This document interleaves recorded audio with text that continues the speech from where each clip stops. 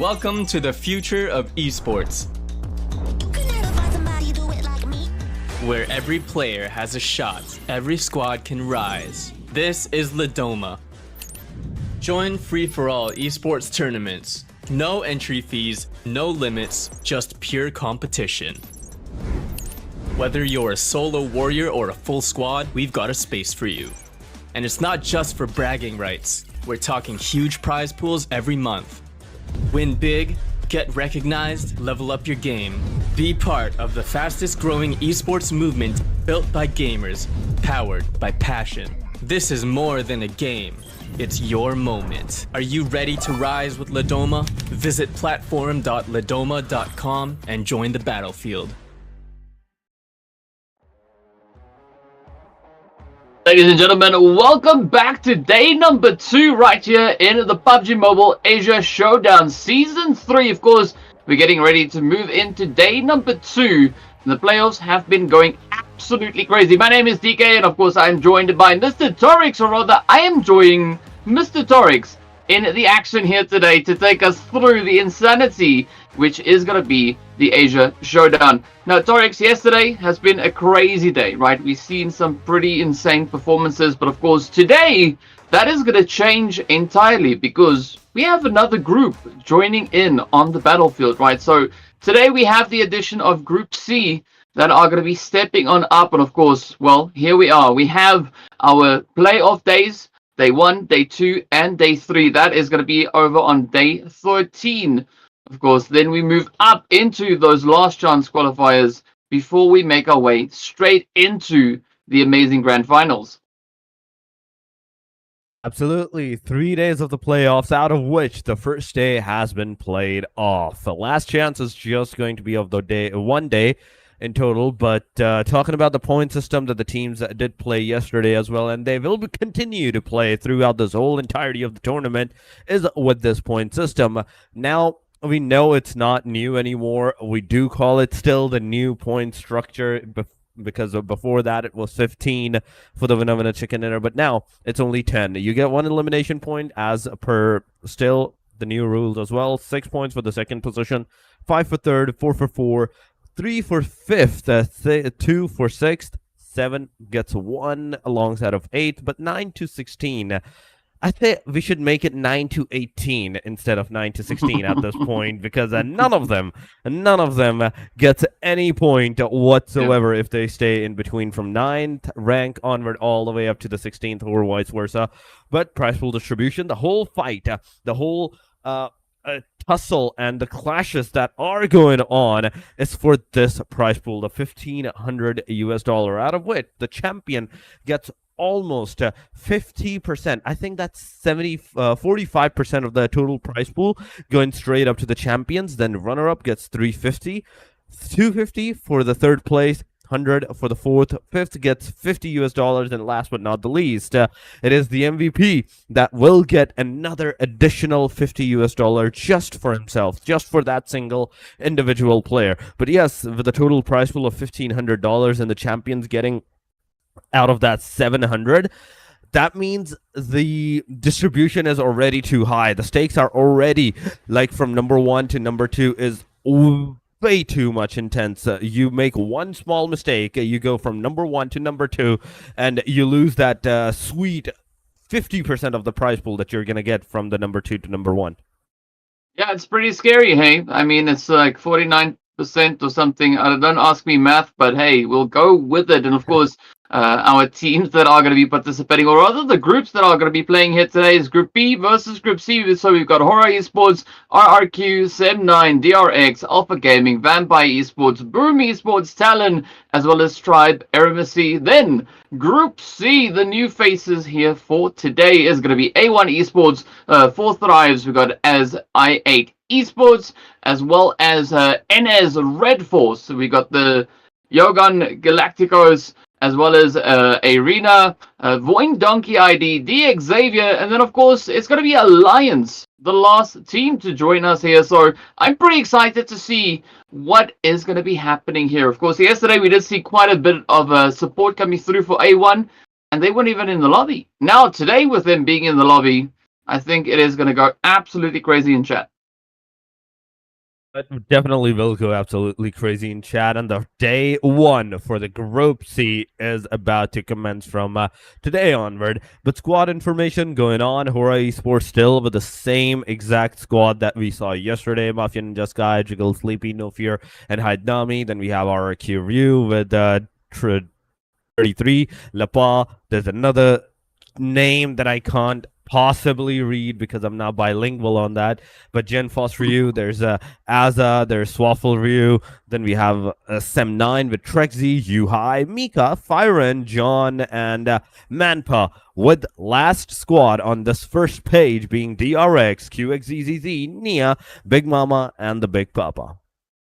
Yes, they're taking it home. Of course, no change over on this side either. So we've got Alpha Gaming and their full lineup here. Doc top. We got Reefers as well as Oil and Baron. Vampire Esports also having exactly the same lineup as yesterday. Yesterday we actually did see quite a bit coming through from Miala as well as Lazarus. So I'm curious to see who's going to join in on the battlefield here from that side for today. Of course, then we get onto our new squads that are going to be stepping onto the field here today. It's going to be Sinister, it's going to be Hitman, it's going to be Rowdy, as well as Deathstorm and Tryout over on towards 4th right. We can see Falak over there, as well as Noki. We got IQQ, we got T24, as well as Cairo, and then I8. We got Iron, we got Crypto, we got Casanova.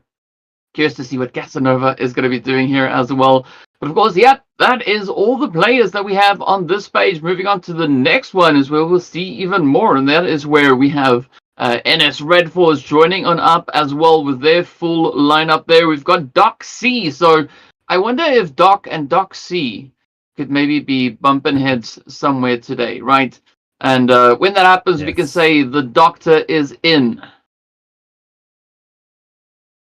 We do have to see that. We do have to see that. But aside from that, aside from Namshing's REDFORCE, we have YANGON Galacticos with Say Cloud, Romeo Boy, Master Smile, Mernet Boy. EARENA has 456, NC2, Turney K, Mormon, Joker as well, and VOIN Donkey. Last but not the least, another name with the full squad roster of 6 players: a Potato, 3XX, 5, Ryzik 5, Zeta 5, Gekor, and Machi in the play as well. And with these 6 players, there's a lot of versatility on whichever player you want to get into the game. Like if one player is not doing that good, you can just instantly bench him up, get the other one, try to see if the synergy will work out, and your game might improve or not. But DXAVIER, they also have 6 players: Lamborghini, Levioso, 2504, Tao, DXAVIER, and Dai Fang. But CELCOMDIGI Alliance has 966, 6042. My VG High Knee, Kasim, Leon, and Tryout he with the roster as well. These are the names. These are the players that might play, and you might not see some of them today as well, because if the synergy-wise the thing goes really good, there's definitely not going to be any need of getting those extra players into the lobby and just think put a bulldozer on your own performance at that point. I don't think you need to do that if you're doing good. Yeah, I don't see any construction happening here today. What we are going to be constructing though is the overall rankings post match 5 from yesterday. So BIGETRON by Vitality finishing strong on 52 points, and we'll get to see today whether or not those 52 points are going to be sufficient to keep them up in pole position. I've got a sneaky suspicion that that might maybe not be the case. But yeah, here we have our standings as of the end of yesterday. So of course, coming to the lower end of this page, Alpha 7 and Vampire Esports both coming in on a lovely 27 points apiece. HORAA Esports and Alter Ego up at the top, also then tied on 39 points apiece. And it's interesting to see Alter Ego holding on to that 3rd place, doing so without a winner chicken dinner under their name. But it's not necessarily this first page which we will be interested in. It's going to be page number 2, because that's where we know a few more teams are going to be hoping that they did enough yesterday so they don't have to stress too much come tomorrow to try and climb their way back up onto the top of the standings. Of course, here we can see Sem9, we've got NEXORY, as well as Boom Esports, Team Secret, as well as TALON and DRX. So DPLUS Kia, they brought in those 10 points yesterday, but as we saw at the end of the last match, there was no change to their overall positioning. But of course, then as we move on to the later part of the stage, this is where we can see DXAVIER and the rest of the teams that are going to be looking to play today, that are going to be changing those zeros and maybe become a few heroes as they secure the points throughout today's 5 matches. We do have to see that, but the MVP ranking from yesterday, 5 matches are on our screen, and we talked about this. Killer YT, yes, you have some decent number of elimination, the damage, but the survival time is not there. So I do have to see if anyone from this rest of the teams like Vampire or Leopard, even he can manage to like secure some decent number of survival time in today's matches, get some decent number of damage, and just take out the number 1 position or even the number 2, because I don't think so that BIGETRON Vitality is playing there. They should have been in the group number A. So as we're doing just the group B and C, Bumblebee will not be playing. So instantly he will be going down the ranking of the overall MVPs for today. Tomorrow he will make a comeback. He might make a comeback from that point onward. So we will do have to see about that. But today's matches, once again, it is Erangel, Miramar, and Erangel. My petition for Sandhawk has gone to waste. They didn't approve that, DK. We're still seeing 3 Erangels. It's unfortunate, but hey, maybe we'll see it at a later stage of this tournament itself. But yeah, I think it's going to be a decent spread rotating through our map sequence here for today. It gives the teams a great opportunity to lock in on that consistency. Not that they need any help with that, but hey, we're in it. We're ready for the gameplay. We're ready to see what the teams are going to be looking to bring onto that battlefield. And I'm curious as to who's going to be the new MVP come end of day, right? Will we see some new contenders, right? Any of the new players coming through from Group C, or will it be Group B looking to hold strong and steady? So I think there's going to be a lot to be discovered on the battlefield. I mean, there's a lot of at stake. It is not only just the first day of the group number C, but the last day of the Group B. That is one thing that Group B has to really think of. And Group C has to like really indulge themselves. That like, okay, we still have another day. We can kind of go on the aggressive side for the day number 2, the day number 1 for them. And with this, not only they will be putting a pressure on the group number B, but also getting a decent number of points for themselves alongside of that path as well. What I do totally believe is that this group, right today, Group C needs to be aggressive. No matter what they want to do, they need to be aggressive today so they can like potentially secure those points and instantly take those top positions for themselves. Like already the top 16th position is with just 10 points. You just need a single match with 4 maybe eliminations, top 5 positions, top 3 like placement, and you can easily get like overcome that 10 points marker. You can easily be on the hashtag number 15, and that's just a start. That's just the start. After that, you still like just have to like secure more and more. You have to be consistent, and by the end of the day, even though you still have a day tomorrow, you can get your ending of the day at the top 9 position. There should be at least 2 or 3, let's say, into the overall leaderboard after the end of the day from the Group C. Yeah, I definitely agree with you on that. The barrier to entry is not that high, so I wouldn't want to be one of the teams currently sitting at the lower end of that leaderboard, because it is going to cause quite a bit of that stress potentially for them. But as you've mentioned already, the teams in Group B, this is their opportunity to ensure that that is not a factor, that is not a problem for them. So I'm hoping to see all of that aggression be absolutely paramount today. But aside from Group C, I think Group B, those will be the ones that will really have to absolutely dial that aggression to 27, right? I know the dial stops at 10, but take it a little bit further, right? We want to see insane performances, and I'm pretty sure that is exactly what we're going to have. I mean, the same kind of performances, I really hope we don't see any kind of slow performances today, because today I need it to be destructive. I need today to be destructive for the Group C, for the Group B, because it's the start of the Group C, but it's also the end of the Group B. Tomorrow we will see Group A once again rise, try to secure more points and everything, but today is the day for the Group B.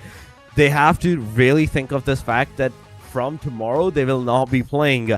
This is their only chance. This is their only 5 matches that they will be playing to secure the top 9 position. So whatever they're doing, whether it's to fight for the top 1 amongst themselves or alongside with the different groups, the A or the C, this is their time. This is their only time. You have to be into the top 9 with some decent number of points that you can even survive the day afterwards, because even though you're gonna get like into the top 9 today, but if you don't have that much differentiation of a point from the rest of the teams, it's not gonna be enough. Tomorrow the teams are just gonna come clean sweep that. They will have the target on how many points they need to achieve and everything. They will be looking at the Group C as well on how they will be playing, and Group C already know how Group B played, how Group A played. So they will have like a better opportunity of securing those points for themselves and just sweeping into the top 9, just taking everybody out from that. Yeah, and I think out of Group B, there are 2 teams that I'm going to be looking at today, right? So TALON and DRX, right?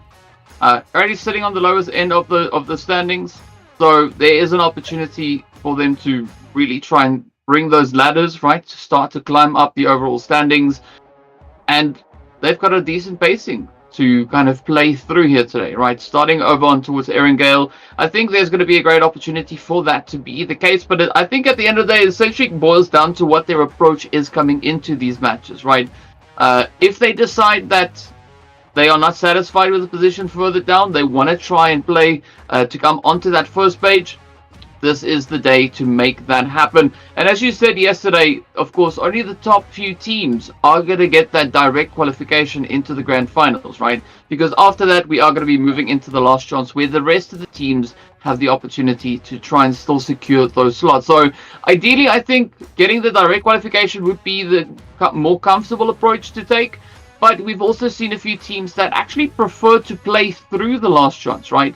To have that a little bit more of a challenge to try and refine a few strategies or plays that they're not 100% comfortable with. So I'm curious as to which way the teams are going to be leading. If it was me, I would try for the straight up qualification, but of course, there's a reason I'm not on the battlefield, right? I mean that is true for the both of us. So we're here, we're talking about the teams, but they know. The teams know exactly what they need to do and how they need to play to whether secure the top 9 position directly into the grand final, or they will also have a chance into the last stage. And talking about the last stage, where you had 2 days, 10 matches in each day to play out and secure that position for yourself, the top 9. You will not have that into the last chance. You will only have 1 day, and I think that's 6 matches or 5 matches that we're talking about. I think it will be 6 matches from the last chance and the grand finals that we might see. So 6 matches for the last chance that might get played. That will be different because everybody is going to be kill hungry at that point. You only will have 1 day. You only will have the top 9 position to like secure yourself, and not getting into that.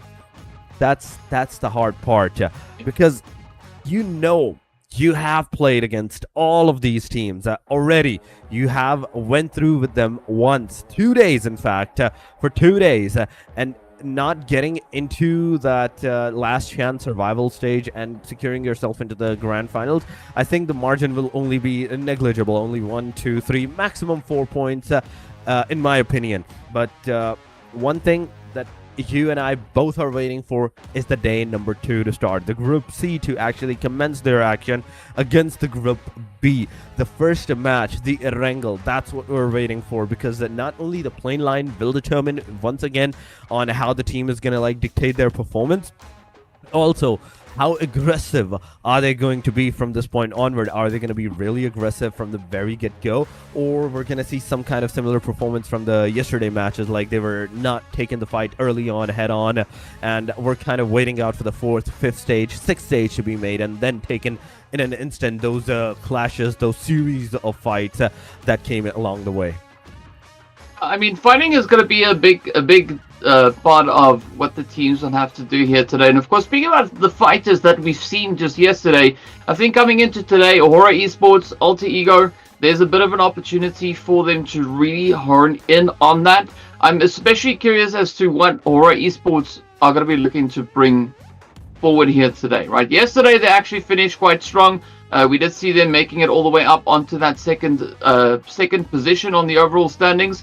So the expectation is there. Of course, Alter Ego, one of the teams that are not going to be playing today, so they're going to be hoping that they were able to do enough so that they're not going to be having too much work to do come tomorrow's matches. But so for the teams that are there that have a decent standing, I'm looking forward to seeing just how much points they're going to be looking to add on to that, because if you look at the gap, the difference between that 1st and 2nd place, yes, we are currently looking at about a 13-point difference, but that could quite easily change, right? As you said, coming into today, for the teams that have no points so far, gaining entry into the standings is going to be quite easy, but it's going to be just as easy for those teams already situated much further up to just strengthen the overall tally that they have. So I want to see just how hard that push is going to be, right? Yesterday, HORAA, we did see some phenomenal angles coming through from them. Of course, they were able to secure themselves that winner with a chicken dinner as well. So I want to see maybe a little bit more of that, right? I'm curious as to whether or not they're going to be looking to add even more, right? Maybe go for 3, 4, 5, maybe not 5 winner chicken dinners in one day. That is maybe a bit of a super ambitious play looking at the lobby that they are going to be contending against. But yesterday, when HORAA got those 10 eliminations alongside the chicken dinner, those 20 points did quite a bit for them. So if they have another game like that, they could be the new team sitting up in pole position, at least temporarily. So there's going to be a lot of pressure. And just looking at the sheer support coming through for the 4 Thrives as well as A1 in the chat, I think there's going to be a high expectation of both those teams performing exceptionally well here today as well. I mean, at this point, HORAA Esports, they have a chance to like take over the BIGETRON at this point, because BIGETRON, after yesterday matches, they were on the hashtag #1, and you already mentioned that's like 13 points of a difference, 12 points, 13 points of a difference that's going on alongside of the way. So whatever they're trying to do at this point, they have to do it in today's matches, no matter what. One thing HORAA will have a good chance is that Alter Ego is also not playing. So as Alter Ego is not playing as well, BIGETRON is not playing. They were #1 and #3 respectively. BIGETRON being on the #1, Alter Ego being on the #3. HORAA Esports was the only team that was in the middle of that, and they will still be playing today's matches with 39 points in total. So judging from that and a new lobby coming on, they will have like a good confidence boost for themselves. They will utilize this confidence and maybe take a very aggressive start, a good start for themselves, securing even a chicken dinner right on the get-go. And if they do that with a decent number of eliminations, that means not only they will soar high into the overall points table, straight up into the #1, but they will put a lot of pressure on these different teams, these different names from that point onward, because this is the day #2. This is the day where yesterday we were talking about, okay, this is the time where everyone is going to try to break the other one. Every team is going to try to break the other team's momentum and put a pressure on them. But here we go, ladies and gentlemen. We're not going to take too much of your time from now, and we'll take you straight up into the game #1. Now, the Erangel it is, going all the way up to the Stalwart, but from the Gutcast region. Ooh. Very well, we've got a decent spread, a decent start coming through with that flight path and zone combo. So I want to see where this is going to take us, right?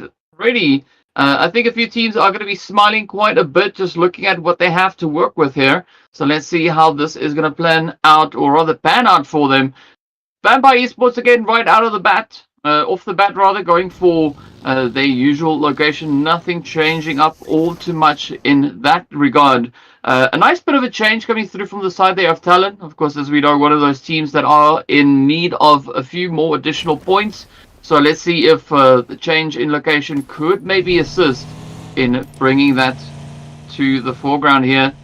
But yeah, I like the spread. We're not necessarily looking at any crazy hot drops. I say that, and then we look towards that eastern side of the zone, and it is looking absolutely chaotic. First zone is looking chaotic for some of the teams going the school side. I'm seeing 2, 3 maybe different teams at the school apartment, the main buildings, even at the Rozhok where we can see the Boom Esports going along the way. ASI going all the way up top to the Severny region, and 4th Thrives going down to the Ferry Piers Road. But on the mini screen, we can see the CELCOMDIGI Alliance taking the fight. We're using the Ace-32, try to get the player down, but no luck whatsoever. Not only the player managed to get away from this area unscathed, but also now they have successfully made sure that they know CELCOMDIGI Alliance's location as well. Not only that, but the amount of bullets, the amount of loot that they had, it kind of has been used somewhat. You have depleted some of your ammo, some of your arsenal, so you now have to go to a different location, relocate, and get more arsenal, more ammo for your guns and everything. Ammo is definitely something that goes a long way. I always struggle to find enough of it. But maybe I'm just not super efficient when it comes to my ammo usage, right? Who knows? So let's see how these teams are going to look to get that situation sorted. Maybe it won't be as much of a problem for them. Of course, they do a lot more spraying than I can even manage to accomplish here. But there's going to be a lot of opportunities for this now. As you can see, REDFORCE definitely finding themselves in a somewhat contentious position here. We did see Alliance just ahead of them, so I wonder if we will have a bit of a push, a bit of a rush coming through here. Of course, if you're curious as to what the standings are, there we can see the scores over on towards that right-hand side of the screen. But this is now REDFORCE readying themselves up for a bit of an altercation. Alliance just over on the edge. We could actually have a bit of a pincer play here, right? A little bit of that vice grip maneuver coming through from them. As you can see, the eastern spread, REDFORCE occupying several angles, and it's all down to when they decide to strike. This is the time. This is the opportunity, and there it is. Not on the Namching's REDFORCE, but on the Ferry Pier region, where Sem9 is getting those shots by the hand of 4th Thrives. 4th Thrives taking 2 of them. Namching's REDFORCE Doxy coming on, taking down one of the player of the CELCOMDIGI Alliance as well. 40 Fuller gets taken down. It's a back and forth going on 2 different regions, 2 different places. Knockdown, the confirmations coming alongside of the way. The DBS made it connection to 40 Fuller. Fuller has been finally eliminated. The first player of the 4th Thrives, it's gone. That is the first blood being drawn into the lobby. From 64, we go down to the 63 tryout. He gets taken down as well. It's a knock. It's a confirmation. From 63 to 62, and Namching's REDFORCE now having the upper hand against the CELCOMDIGI Alliance. This is the time. This is the time. Go forward, go push, and take that man advantage against the CELCOMDIGI Alliance. Let's see if that is going to be the play here. REDFORCE. So just making sure that they are mobile enough to get to where they want to go. Boom Esports, rather, in the meantime, all the way over in towards that sunken city. Nice little bit of peace and tranquility on that front. But 4th Thrives, though, we can see if they can now push this engagement any further down to a solo. So for T24, this could be all down in the bucket right now as Sem9 starts to aggress. Looking for that opportunity, the angle. Beautiful nade coming out, though, picking up 2. Let's see whether or not T24 can lock in the race. No! That is going to be the end of the road as Firen stops the play right then and there. Puts an end to it. But fortunately here for Sem9, all their players are still in the game, so they can actually continue with the sheer aggression that they've been showing so far. M9's aggression was amazing, and I have to give it to you, Miko, with a 1v3 going on. Oh my god, taking down one of the best team of the Pakistan region. 4th Thrives it is. completely eliminated. A 1v3 being done on them. Firen took the last player, last man alive, but CELCOMDIGI Alliance Leon. Oh my god, he's in the air for some reason, but he's low on that HP as well. Now, you make a move, and your location is going to be revealed. You stay here, the grenade might just do a splash damage on you and get you eliminated, because NXZY, you can see him, he is cooking a grenade, but he didn't throw that, he didn't throw it up. Leon, DZY, he's just chilling there with the 1897 pump-action shotgun, not making any kind of moves. He's just going to let the team Nomching's REDFORCE look out here, get away, and then maybe do a backstab. Come on, I'm looking forward to it. Do a backstab, but no, he just jumped down, he gave out his location, and now CELCOMDIGI Alliance, they may have provided some of their locations of the Nomching's REDFORCE, but there we go. RRQ versus CELCOMDIGI Alliance, a third party ensued into the vicinity. Nomching's REDFORCE getting another elimination. TZ getting a Leon, but oh my god, XZY throwing a grenade straight up on TZ. This is not good. This is not good. Whereas there's another team, a third party into the area, you're nading your own team members. Let's see. If anything is going to come through here on the side now for RRQ, as they start to push on forward already. A few teams are starting to drop like flies. This is not the kind of start to the day that they would have wanted, but hey, it is what they've been given. RRQ now quickly looking to see if they can maybe sneak on up, lock in more than that one elimination. Great opportunity available. Gotta watch out for Benny off in the distance though. Ooh, there we go. Quick reaction. Nice little bit of a dispersion there. Just trying to bring that HP off the vehicle down. Giving themselves quite a bit of a fighting chance here. But now REDFORCE getting ready to come in with full force as they start to move on forward. Exy quickly just peeking over the ridge. Benny not being able to use much of that hovercraft now. Has to face the music as the players will come in their direction. Doc coming through with a quick pickup there. And this is a great play now, but oh, REDFORCE getting absolutely ripped from their vehicle. It is going to be Lapar just cleaning it up. Already being one of the MVPs coming into today, sitting in that top 5. And now we can see just why that is the case. He is making sure the ground is leveled back. The bumps, they're all gone. But RQ, 3 elimination at the cost of one of their players. Not a bad start, not a bad start. But Nomching's REDFORCE, the last guy, is still alive. He is still there into the same vicinity. But one thing for sure is that he's outside of the circle. He's definitely going to get the blue damage, so he will have to move forward. He will have to get out into the open, and that's where the team RRQ is waiting for the opportunity. That's what they're going to do. Nomching's REDFORCE, they have been eliminated. RRQ, they have the 5 eliminations, and now Nomching's REDFORCE, that is a team that got eliminated by the team RRQ. But Boom Esports now moving forward, and near the ruins area that they are, there is another team close to the vicinity, but not close enough to get engaged in another fight. Today, I'm loving the action. I'm loving the action. This is already our 4th squad. In fact, not 4th. This is a 5th squad that got eliminated. Now we will be moving to our 6th fight. Boom Esports close the team of Tribe AEROMACY, but no, they disengaged that fight and went straight up for the Mount Everest. It's pretty crazy. We are 10 minutes into this match and already 5 teams are down, right? Absolute insane aggression. We said in the pregame that we want to see the teams be aggressive. I think they heard us, right? And maybe they went a little bit overboard, but hey, we're right here for all the aggression that they decide to bring on in. Tribe AEROMACY also bringing in an interesting performance that we saw coming through from their side just yesterday. So far, we've not seen any eliminations find its way towards them, but looking at what we have potentially maybe bring up on towards Everest, things could at some point take a bit of a turn here. Now it is going to be the YANGON Galacticos holding nice and steady. It is going to be Boom knocking on their door. But will they have the Boom necessary to break it down? Of course, a nice defensive positioning that we see here. Love the utilities coming through. Say Cloud prepping. Get to see if they can lock it in. There we go. The first knock is there. The barrier has been broken down.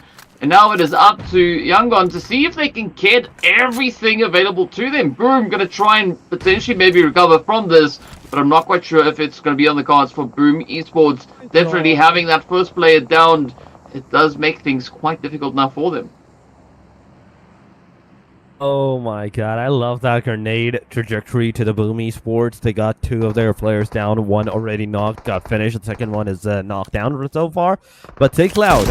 Say this is the time to go forward, but on the backside, there's the AEROMACY doing a third-party engagement. Tricks into the close vicinity, doing a third party from the backside, getting the pawn bit down, meaning potentially there's only 1 player alive from the team Boom Esports at this point, and he's the one giving the revive. This can potentially be another 2 elimination points for the team AEROMACY. Tricks already has thrown the grenade. It's definitely going to connect or not. The answer is no. Delta coming in close with the UMP-45. He's already received a lot of considerable damage. He needs to throw the grenades. RRQ is also facing the nade damages. The UMP-45 is not going to do too much. It's going to, yes, take down almost player to the knockout side, but still, the player's alive. Zoro, he finally gets knocked down with a nade. Another one is going to go forward, but no connectivity whatsoever to take the final player down. On the backside, there's a HORAA Esports doing a 4th party. Come on!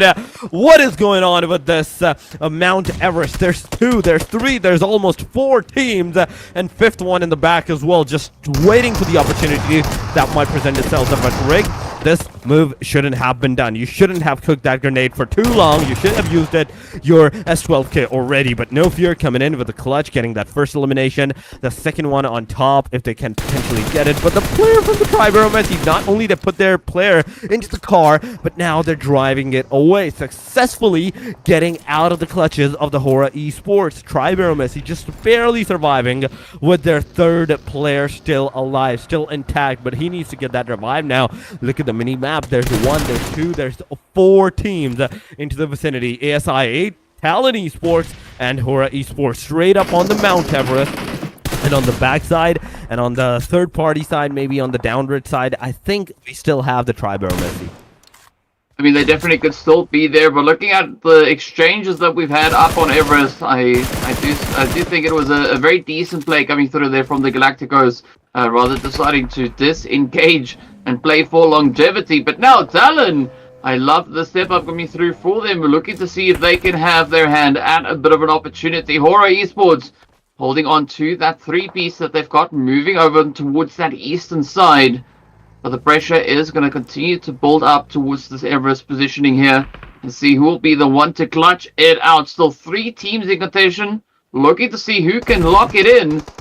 But now, HORAA just waiting patiently to see what will come through from the side there of TALON. Sleepy is going to get picked on up. So now it turns to Jiggle and No Fear to carry their name moving forward. Up comes Jiggle with a quick little bit of reposition. Looking to get those headshots in. But instead also takes quite a bit of damage. No Fear going in for the res, trying to keep their numbers strong and steady. But TALON definitely looking not to back off of this fight. They want the points. They need the points. But will they get it? This is a big question. This is a big time. 5 more grenades in the hand of No Fear, but no! Through the smoke, he has been spotted, and now it's all up to the last player of the HORAA Esports. Jiggle it is, and he's just skedaddling out of here. He do not want any more fights. He want peace. But get into the car, get out of here. But no, he's actually staying for the fight. But look at the kill feed. VOIN Donkeys, ASI8, DRX. Everybody's going haywire here. DRX already has been eliminated. Wait a second. They got eliminated after by the hand of ASI8. Okay, for a second I thought they took down the players of the ASI8, but Crypto is the guy that did the final deed. HORAA Esports also getting eliminated, and we're already into the top 6. It's been barely 16 minutes, DK, and we are in the top 5. Wait a minute. This is going way too insane today. ASI8, they're getting eliminated on the hashtag number 7. 6, there was another team that got eliminated, but now from this point onward, it is YANGON Galacticos with a solo. Then we have DX with 2, AEROMACY potentially with 3 so far, but Vampire ESports with the 4-man that they are, they're going to push, but Lazarus, he's going to be taken down. It's an instant confirmation straight up, and AEROMACY securing that 5th elimination, but at the cost of their player. Now they're down to the last 2 players, but oh my god, the spirit is still there as Strix gets another one. Vampire Esports straight up from all the 4 players down to the very last. I don't even think we're going to make it all the way to phase number 5, just based on what these teams are doing right here. Everybody waking up deciding to choose violence, but let's see whether or not Vampire will be able to survive. Oh, Delta running straight forward. Unfortunately, that wasn't a nade getting sent in their direction. It's going to be Delta now trying to close it up, getting so close to finding the next final few plays, as Vampire does everything in their capabilities to try and survive the onslaught here. Nice little bit of a repositioning, as you can see. That is, Vampire still trying to climb back on through. Already 6 points going to the side here of AEROMACY. Delta seeming very confident up at the top here.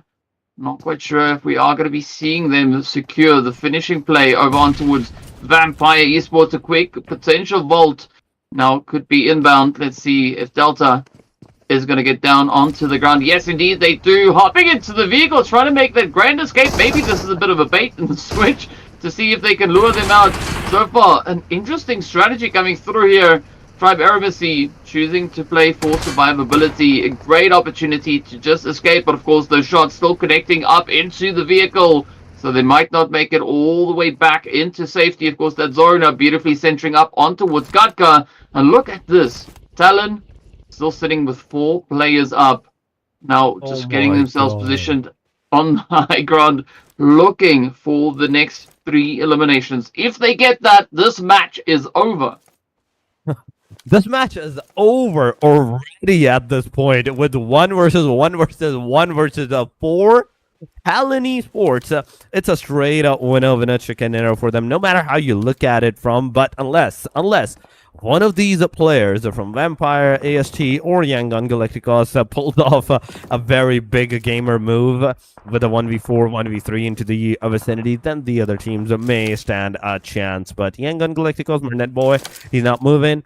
He's not like getting out of the compound, even though he knows that there is a guy from the AEROMACY straight up into the front lines, into the same compounds right in front of him.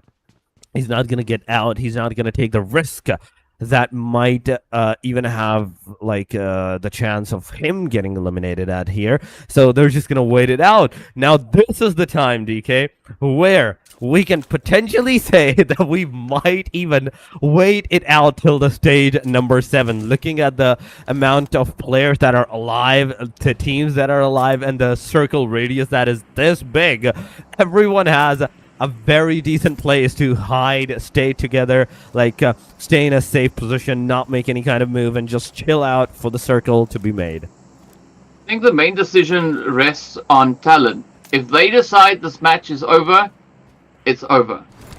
If they can move up as a unit and they can go find each of the 3 remaining players standing between them and that winner chicken dinner, yeah, it is game, set, match right there on the spot.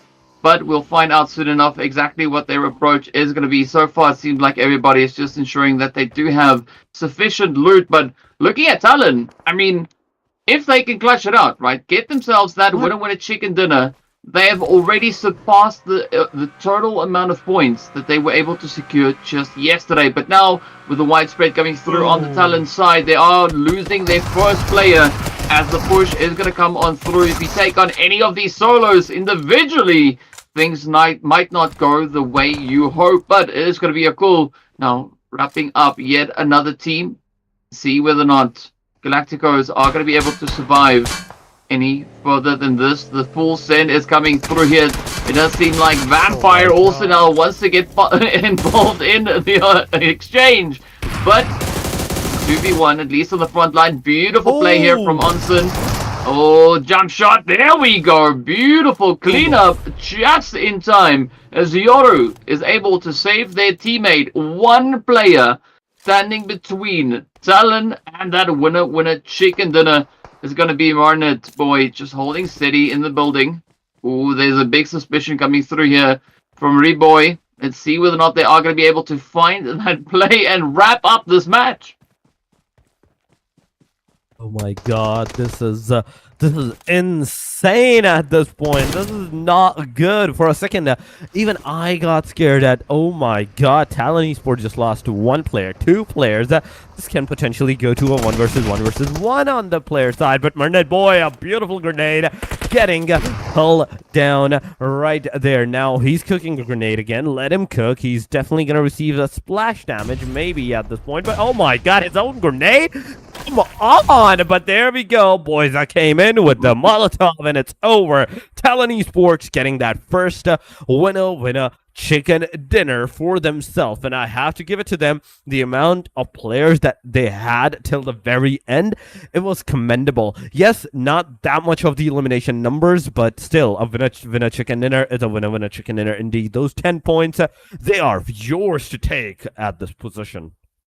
I mean, looking at the finish play here, absolutely insane. But of course, it is going to be 2504 coming in as our MVP for this first match, finishing with 5 eliminations and just over 700 damage secured. Absolute insanity. I mean, everybody just came into the lobby and they were like, yeah, let's go get aggressive. It's day one. It's the first day for Group C. Let's see how far we can dial up the performances here. But what a play, what a finish, what a way to start off the day. 19 points it is. Okay, for a second I thought they might not have that much eliminations, but okay, I was wrong. 9 elimination, 10 positioning, 19 points is a very, very good number. DXAVIER not holding back as well. 11 eliminations. Oh my god. They were on a killing streak at one point. Placement points with just 3, so they got eliminated at the hashtag number 5 at this point, so not a lot of good positioning wise. 14 total points. AEROMACY with 11, 7 eliminations. YANGON GALACTICOS with a total of 9 points, 8 for Vampire. DRX with 7 eliminations and 8 of total points. 7 total points for ASI8. RQRU with 5 points as well, alongside of 7-9. But Nomshing's REDFORCE 4. HORAA Esports with 2. Voin Donkey with 1. Boom, CELCOMDIGI Alliance, EARENA, and 4 Thrives with those 4 donuts to their name. Not even a single point secured. But here we go. Overall ranking, BIGETRON by Vitality 52, still staying there even though they're not playing today. AEROMACY, now this team, they did good. They managed to get some decent number of points. Not only that, they took down HORAA Esports from the hashtag number 2, took their spot with 48 points to their name overall. I mean, what a climb. 3-slot jump just in that first match of the day. Absolutely amazing stuff for them. But of course, take a look at the second page. DXAVIER also now making their way on in here with that pure showing of aggression that we had. 11 eliminations alongside their placement points puts them quite comfortably up into 16th position. DRX also advancing up 1 additional point. But as a result of these teams moving upwards, we are looking at a lot of those downward arrows now showing up here. But of course, this is all the way to that 18th position. Galacticos securing their 9 points does put them very comfortably in 18th. And if this is kind of the flavor of the day, it's going to be a very quick day. I do hope this is the day today. This is the kind of the day today, because I'm looking forward to it. I'm looking forward to it. A1 Esports, Alpha Gaming, and Champions Esports, they still haven't played a single game.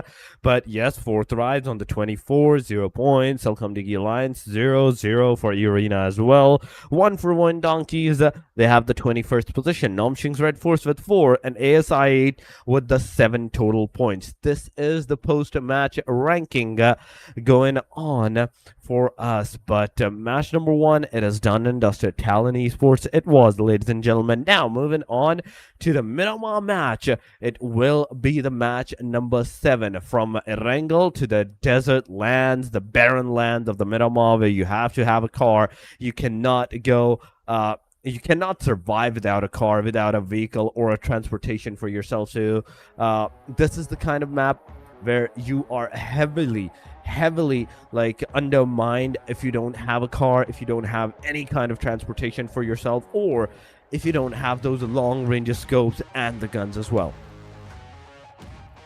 Well, that is going to be an interesting one indeed to see what these teams will do and if they can find the vehicles. Well, while we make sure that the tire pressure is appropriate, we are going to be heading into a quick break. So be sure to stay tuned and we'll see you right back after the break.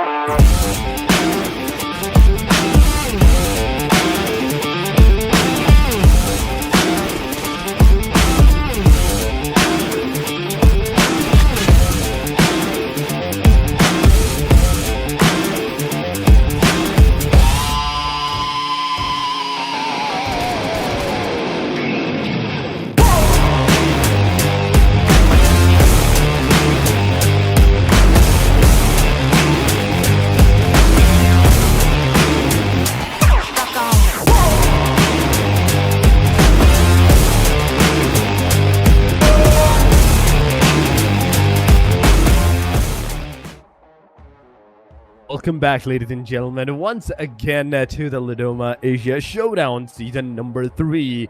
After 2 successful seasons and the season number 3's first day as well, we are here with the day number 2 of the season number 3. But it is Yokaster Torix, and with me there was DK for a second. I think he went invisible, but you can still hear him no matter what. But yes, the match number 2. After the Erangel, it is the Miramar time, and just how much aggression we saw into the Erangel match. DK, do you really think that it will continue out into even the Miramar, or we're going to see some different standoff on the Miramar side? I think they've set the standard for the day. They all the teams decided today is the day we get aggressive because we can. Right? And so, I mean, we finished the first match before we even hit the 6th stage. Right, that was pretty crazy. Yes. So, I'm expecting to see. I think we might see a little bit of a compounding of that happening through the day. Who knows? By the time we get to match 5, it'll end by the time we hit the lobby. Right, as the plane starts to take off, the game is over. It's like the match has been concluded already. But yeah, so I think we could see a lot more of that happening here today. Not necessarily finishing before the 5th or 6th stage, but we are going to be seeing a lot more of that aggression. The teams, I think, are going to be getting ready, right? Because there was no reason for them to be this aggressive right out of the gate, but that's just what it was, and that's just what it is. So I'm curious as to whether or not the hot drops could maybe be a thing here today, or are the teams going to use that first phase to make sure that they have all the ammo that they need to kind of just flow through this game. I'm very excited to see what the decision will be. I mean, I'm excited to see how the teams are going to play it off as well, because at this point, the way that the first match was aggressive, I'm kind of loving it at this point. I kind of want it to be the same for the Miramar as well, but we can't hope for things that might not happen. And I really do hope that it happens. But YANGON Galacticos going to Puerto Paraíso so far. Impala is being taken by the team Boom. CELCOMDIGI Alliance maybe trying to go towards the Los Leones. But yes, so far, not a lot of drops going around. Yes, ASI-8 is also going to the Los Leones because that's what their drop location is with the Circle. Circle is going to take a shift to the southeastern side. Minas Generals, La Bendita, the Los Leones, the Chumacera, and Minas del Valle all included in the circle right now. But one thing that I do love about this circle is that it's not going into the water. Not even a splash of water is been taken on towards the eastern side, because we usually see this kind of a circle going hard onto the eastern side, and when that happens, usually those spawn islands, those mini islands are the one that get contested because of that. But yes, Picado, no team, just a single one. Yeah, Talon Esports kind of close to the proximity, but not close enough for the fights. 4 thrives at the Monte Nuevo with nobody close to their proximity as well. So I can safely assume, DK, that this match might go to a safer side locations. Yeah, I mean, there's a possibility for that to be the play here, and we'll find out pretty soon exactly what the approach is going to be. RRQ already coming in here with quite a dip in the HP bar. Yep, there we have it. The first blood has been drawn. And of course, that feed is going absolutely crazy. EARENA just lighting it up right out of the gate. They've already lost their first player. RRQ, of course, responsible for that. But it's been a fair exchange on either side. Let's see what the rest of the lobby is going to be doing. Monte Nuevo, at least for the time being somewhat tranquil, being somewhat quiet. But I don't think that the teams are going to be sitting around for too much longer. Also curious to see what is going to be happening with the Talon. And of course the players coming through there from the side of Vampire, who you mentioned are up in towards that Picado, as well as potential Chumacera region. Also, Sem9 already walking away with 2 eliminations, picking up Elims off in the distance. Again, these teams are not wasting a single moment. The first glance they get at another opposing player, they get right down to business. Los Leones is going to be where it's at, as we have Alliance here getting ready for an absolute showdown. rushing straight on in is going to be ASI8. Looking to see if they can maybe survive. But if it's up to Alliance, the answer is most likely no. The answer is most likely no, because already they're down to the last two players, and those two players are kind of scattered now. We can see ASI8's one player outside of this house, whereas I think that's a brown. The name is Brownie, but okay.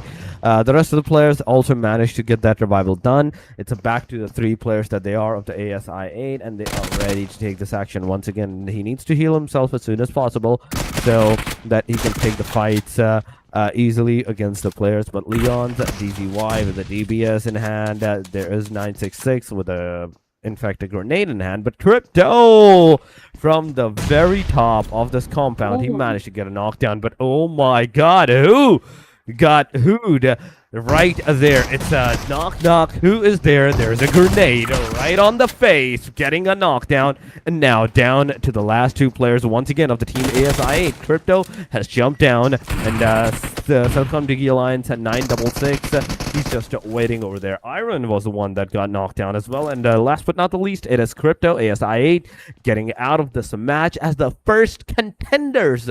This time around, they're the first one to be eliminated by the hand of CELCOMDIGI Alliance, nonetheless, without even a single casualty to their name. CELCOMDIGI Alliance, they have all the four players alive, and that is a great start, judging from that. Well, we know who else other than Talon went rather down into the area here of Picaro. It is going to be DRX now venturing into Vampire Esports territory. So it's a Big Mama, Big Papa holding nice and steady, waiting to see if they can find a bit of an opportunity, maybe secure themselves an angle. But it does seem like Vampire Esports have potentially anticipated a bit of contention coming through towards them, as they are playing quite spread out, trying to gather as much info as they can. But Dorix, this is where I'm curious as to whether or not DRX are going to be able to survive this, right? Will they be the ones to take down the side here of Vampire Esports, or will it be Vampire getting the jump on them? I mean, it's about the fact that who's going to make the first mistake, who's going to show and expose their location to the other team. Vampire Esports, so far, we're seeing them being very cautious, Meola on a different angle, but judging from the position of the DRX, we can assume that they may have a better position because of this triple-story compound that they are in. It's kind of like a good position, but at the same time, the two players of the Vampire Esports is also into the compound right next to that. It's a twin compounds, and one of them is being contested by Vampire, the other one is being contested by DRX. But 4thrives versus M9 after the two initial eliminations of the team 4thrives' player. We're seeing a third one getting down as well. So Naki, the final guy, the only hope of the team with 109 bullets, level 2 vest and a level 1 helmet. He's the only guy that's alive and ready to take the fight against the team. M9 is the player, but I think the team has given out the call out that do not show your face. No matter what, do not let them find you. We have already lost a first match. We don't want to lose the second one this early on from this point onward. But oh, wait a second, Manpa, I think he has spotted down the player, but no, he hasn't. He's going down, he's coming back up, he's trying to look out for the opportunities, for the angles and all that. But the car is coming down, the player location has been revealed. The M249, it's gonna do its deed. It's gonna take down one player, but can you get the second one? Can you get the second one into the vicinity or not? But Manpa, he needs to be eliminated. He needs to be finished off. On the other side, there's Yumiko once again. I even believe last match it was Sem9 as well. Yumiko's 1v3 against the 4thrives. But now, this time, it's a 1 versus 2. But in an instant, after Sem9's elimination on 4thrives, Sem9 also gets eliminated by DXAVIERs. Talk about karma, right? That was a good representation of what it is. You go out, you cause trouble, and then you got to face the music yourself. So DXAVIER bringing in a little bit of justice right then, and they're absolutely insane plays that we are witnessing right then. But now, Vampire and DRX, they just enjoying Picado, right? They're like, you know what? It's a super chill day. It is stage 1. We'll relax, enjoy a little bit of the sunlight. And then maybe if stage 2 hits and the zone shifts, both of us will get out of the building, go on a little bit of a stroll, you know, check that we've got our weapons nice and clean. And then go like, oh yeah, there you are as well. And then, you know, it's over. Oh my god. Yeah, that there is a possibility of that, but 10 seconds. Do I see DXAVIER's also getting those damages and the knockouts from the HORAA esports now? Is that area cursed where DXAVIER is gonna go for the loot? Because 4Thrives got eliminated there, then Set9 got eliminated there. Now DXAVIER is also receiving that damage, those knockouts, on towards the same area. But HORAA esports now, let's see if they're going to be able to get this player out of the car. The car is about to blow up. It's already smoking hot, but Sleepy HORAA, he misses those shots, only managed to connect to one. But now, the car, it's no longer usable. Haitami on the other side is going to take down 2504 from the DXAVIER side. And with the first one elimination that they had in hand and the second one on its way, a knockdown, DXAVIER is also receiving a heavy casualties on their side. That's already 2 players down. And almost dusted on the second guy. DXAVIER's revive the players, but in an instant, again, as soon as he gets back up on his feet, he's back down on all 4. Sky HORAA, he's spraying, but not any kind of connections. No connections whatsoever. HORAA esports is now close to the proximity. Now this is the time where they're going to take the fight against the DXAVIERs, and DXAVIERs in the front lines. You can see them getting some damage from that S12K, the shot that actually occurred, but they also have S12K in hand. Sleepy HORAA managed to get one, but in an instant, he also gets taken down. DXAVIER's Tetra 4, 444, he's there, but DBS is going to connect it up. And Haitami's, that was a final bullet he had on that DBS as well. I mean, talk about absolute efficiency. That is what we see coming through here from almost all our players participating here today. I mean, pick a team. Everybody's going to play some form of insane clutch performance. So HORAA esports, the next one to step up to the plate, narrowly surviving a beautiful assault here onto the side of DXAVIER. But what insanity is this that we are witnessing? And of course, HORAA, they know they have to play an exceptional game if they are looking to hold on to their positioning on the overall standings. Yes, we can see them in 3rd place, but 41 points is not going to be sufficient to keep them there. So they will have to up the ante from whatever they've been doing today. They need to go over and above all of that.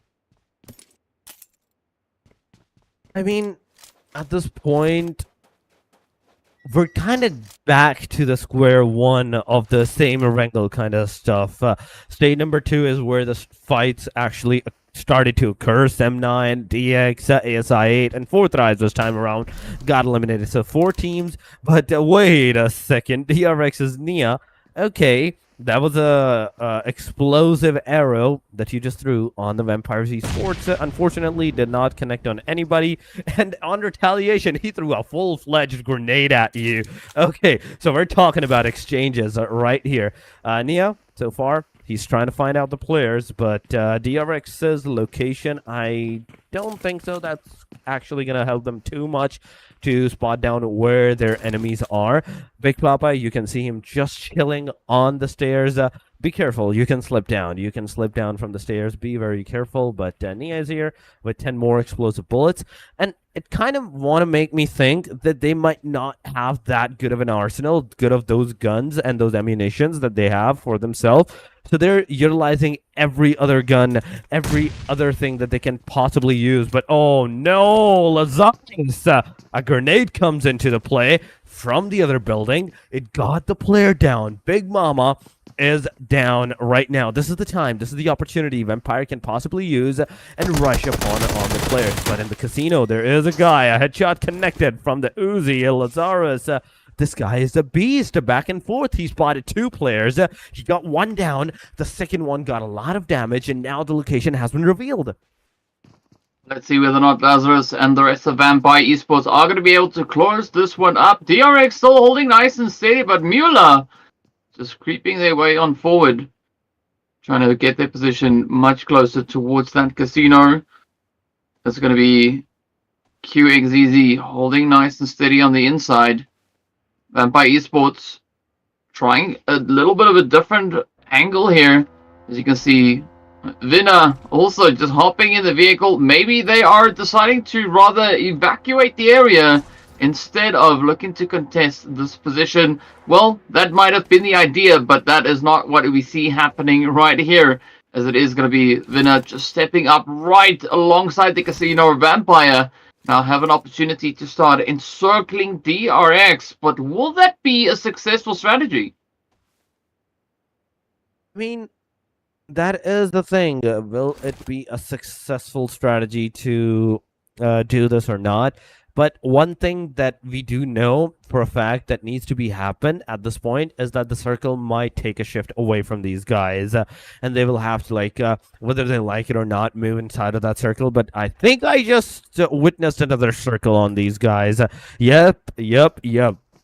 They still have the circle. Stage number 3 is still for the DRX and the Team Vampire Esports, meaning more waiting time, ladies and gentlemen. We're going to wait for a tad bit more time before the situation is going to arise and move into the fact that the players are going to fight. But on the other side, we are seeing EARENA versus CELCOMDIGI Alliance taking that hustle against each other. EARENA is already, like, they have lost one of their players. This one is going to be their second player. Third one coming in, but the shots, the sprays, are they going to connect? The answer is no. The player did not connect any shot.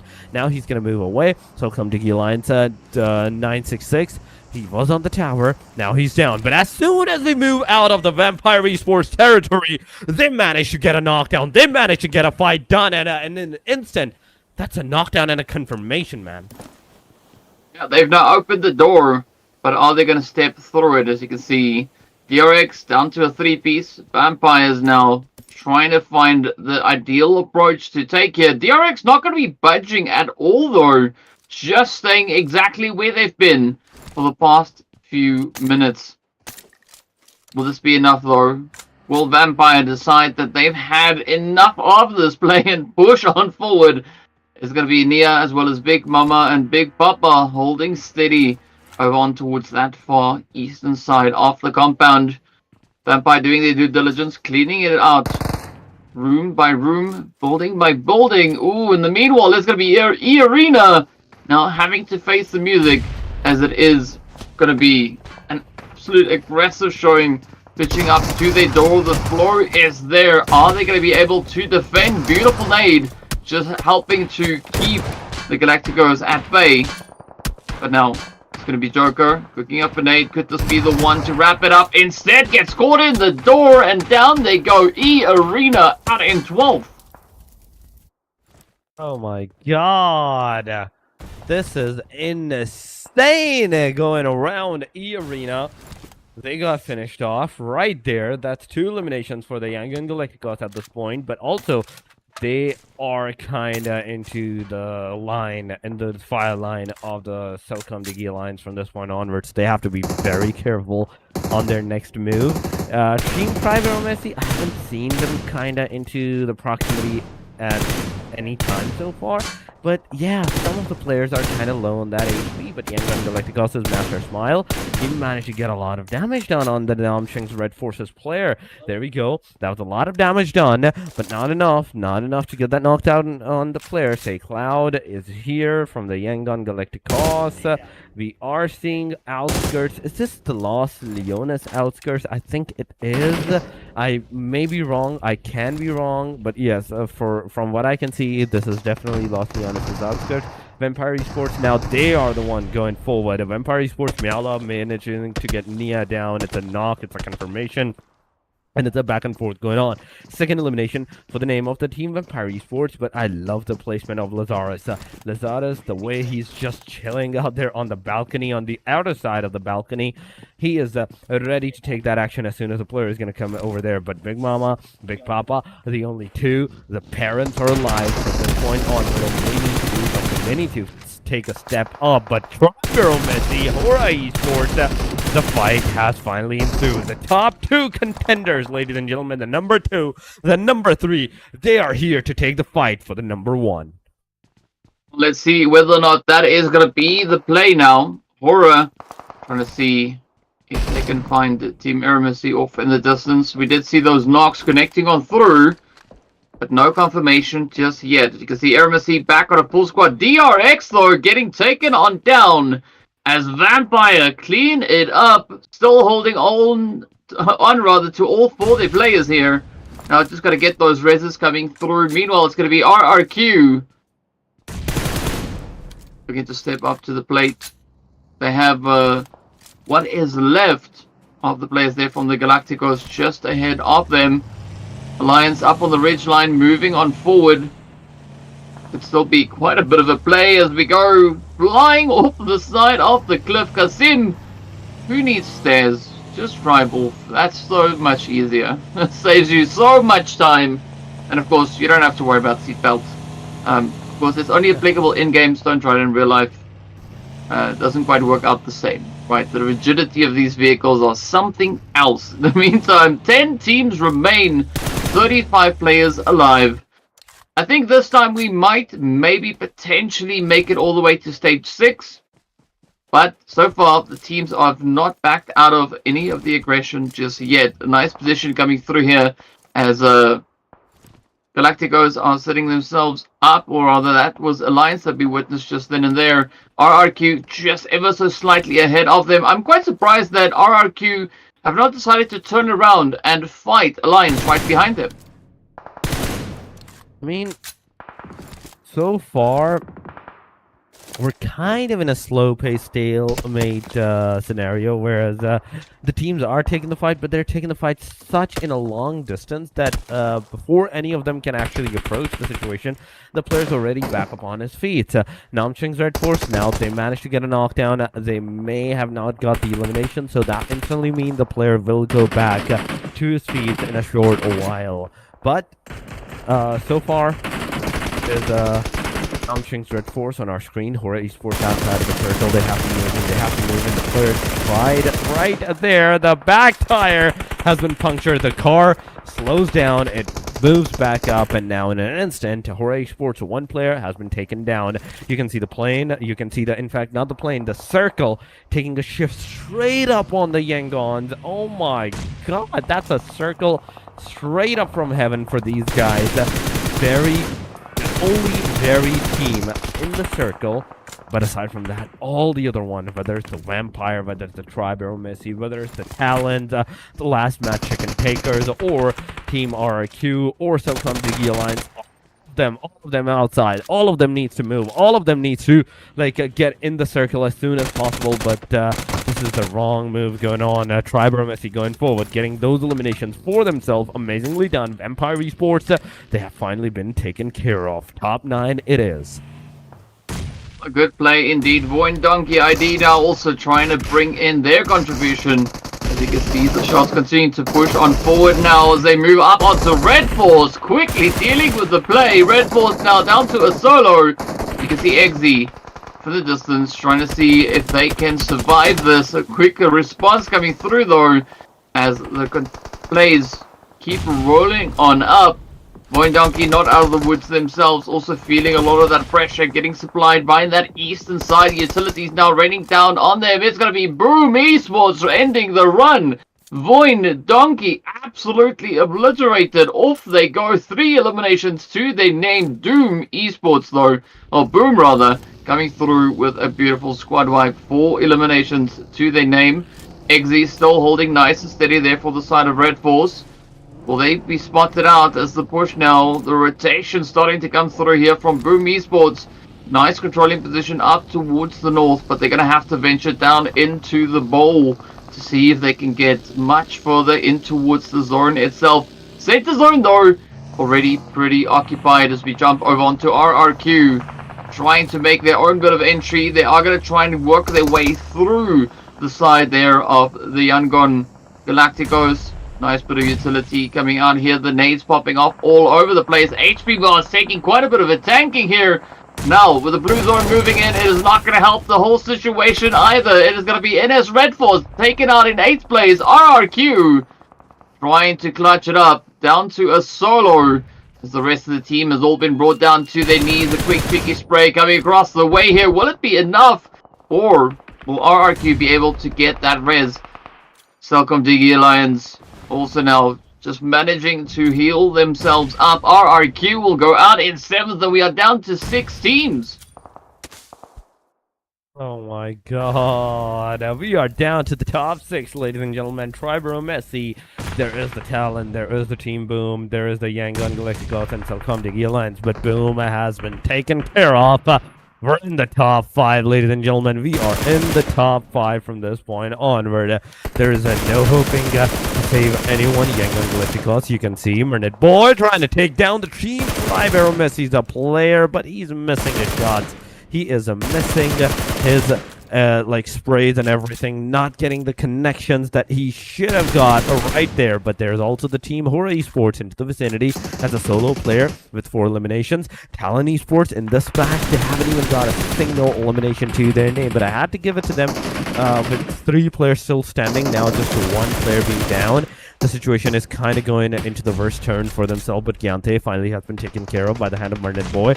That's 2 down of the team AEROMACY, down to the very last 2, but on the other side, we can see Boyza being taken down as well from the team TALON Esports. To back and forth, 2 different teams going around. TALON Esports, Johan, Boyza, all of them getting eliminated, and certainly HORAA Esports, TALON Esports, both of them out of the match. On the hashtag number 5, Talon got eliminated. On the number 4, HORAA got eliminated. And now, as a top 3 contenders, AEROMACY, CELCOMDIGI Alliance, and the team YANGON Galacticos. These are the 3 names that are remaining.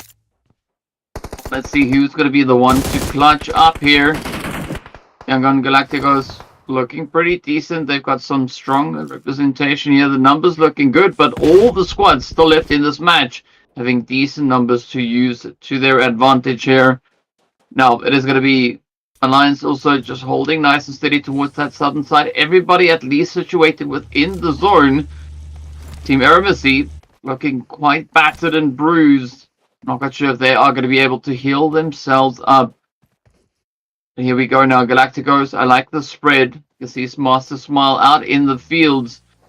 They know that there's something there. There is an opportunity available. And there we go. AEROMACY down to a solo. It is going to be Trix now trying to see if they can survive. 8 eliminations already to their name. 9 eliminations going over to the side here of Galacticos.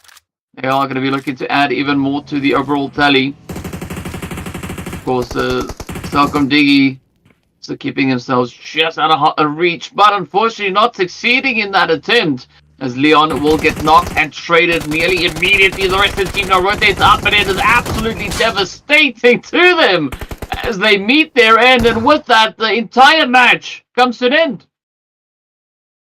And the entirety of the match comes to an end. Amazingly done. A winner chicken dinner indeed. Another one gone down. It's 2 out of 5, and we're doing really good for today's matches. The matches are going really fast. This time around, it is a YANGON Galacticos for the minimum match. Match number 7, it is SayCloud, Mernit Boy, Master Smile, and Romeo Boy. These 4 players managed to secure the winner chicken dinner for the match number 2 or the match number 7 if we're talking about the playoffs at this point. The amount of eliminations that they're going to have, I think it will be close to the 10 as well, maybe more than 10. If it is, it's definitely going to be a great start for these guys as well. But aside from that, the rest of the teams that were in the top 5, some of them reversing with 6, 7 eliminations, so that's a good number, decent number 2, meaning double-digit points is still definitely going to be there. But SayCloud from YANGON Galacticos is going to be the MVP. 6 eliminations, 632 damage. Pretty efficient performance there, right? Only 32 damage more than the amount of eliminations they were able to find. So almost every hit that they've shot at connected into something, and that all got converted into those eliminations. So well done and well played here to SayCloud for picking up that MVP award. Absolutely amazing showing. And again, as we've said, the team's not wasting any time. Of course, we are taking a quick look at the match rankings here. As you can see, of course, that winner chicken dinner being accompanied by 13 eliminations, bringing the grand total up to 23 points for the winner chicken dinner. Absolutely amazing stuff here for them. CELCOMDIGI Alliance also finishing on 13 points alongside Tribe AEROMACY. And then we are looking at the rest of the lobby. Of course, Vampire Esports as well as Sem9 coming on 4 points apiece. Unfortunately, neither of them securing any placement points. And as we move a little bit further down the board, we do see DRX as well as ASI8 Esports. Both teams walking away with no points to their name. Everybody else securing those points. So things looking pretty decent, but it all comes down to what is happening on these overall rankings, right? Tribe AEROMACY now catapulting themselves up into pole position with a glorious 61 total points. Absolutely amazing stuff here for them. Vampire Esports also jumping up 2 slots as a result of this past match. Sem9 also moving up an additional positioning here. So Alter Ego DRS going to be stressing a little bit, right? As their positions are slowly getting taken up by other teams.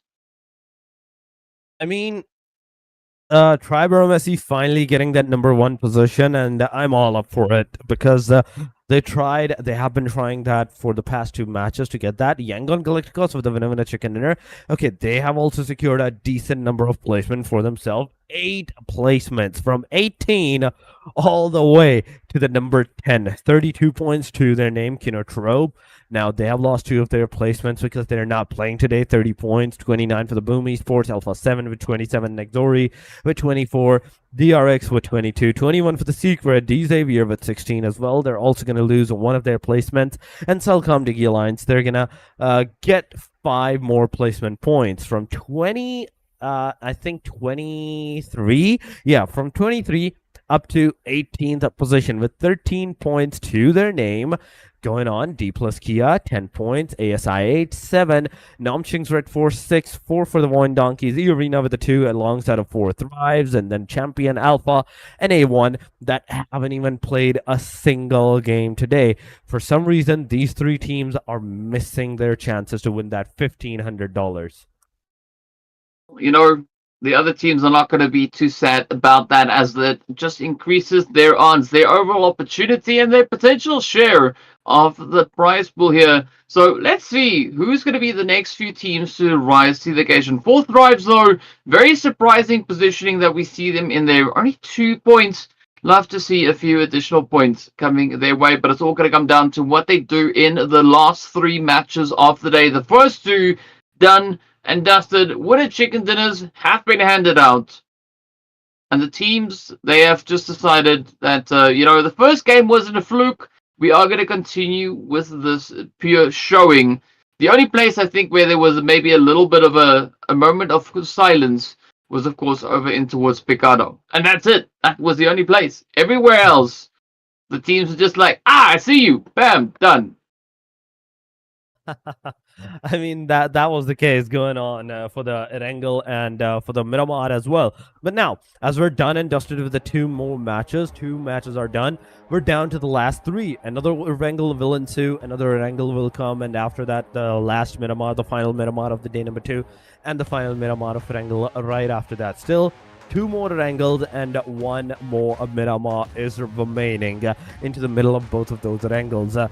And how the teams are going to play from this point onward, because they have kind of tested the waters, it's all up to them. But we will know about that more in a short while. Before we head over towards our next match, match #3, we will be going on a short break. Do not go anywhere. Stay with us. We'll be right back.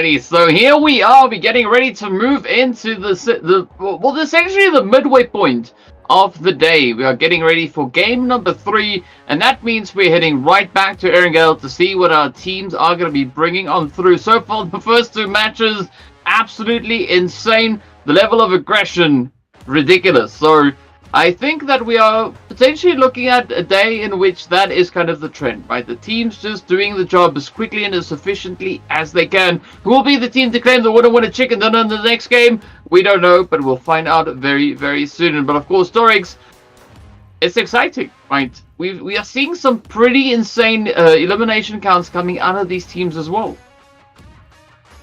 I mean, I'm not complaining. As soon as I get the fights, as long as I'm getting those fights, those back and forth fights, I'm not complaining at any time.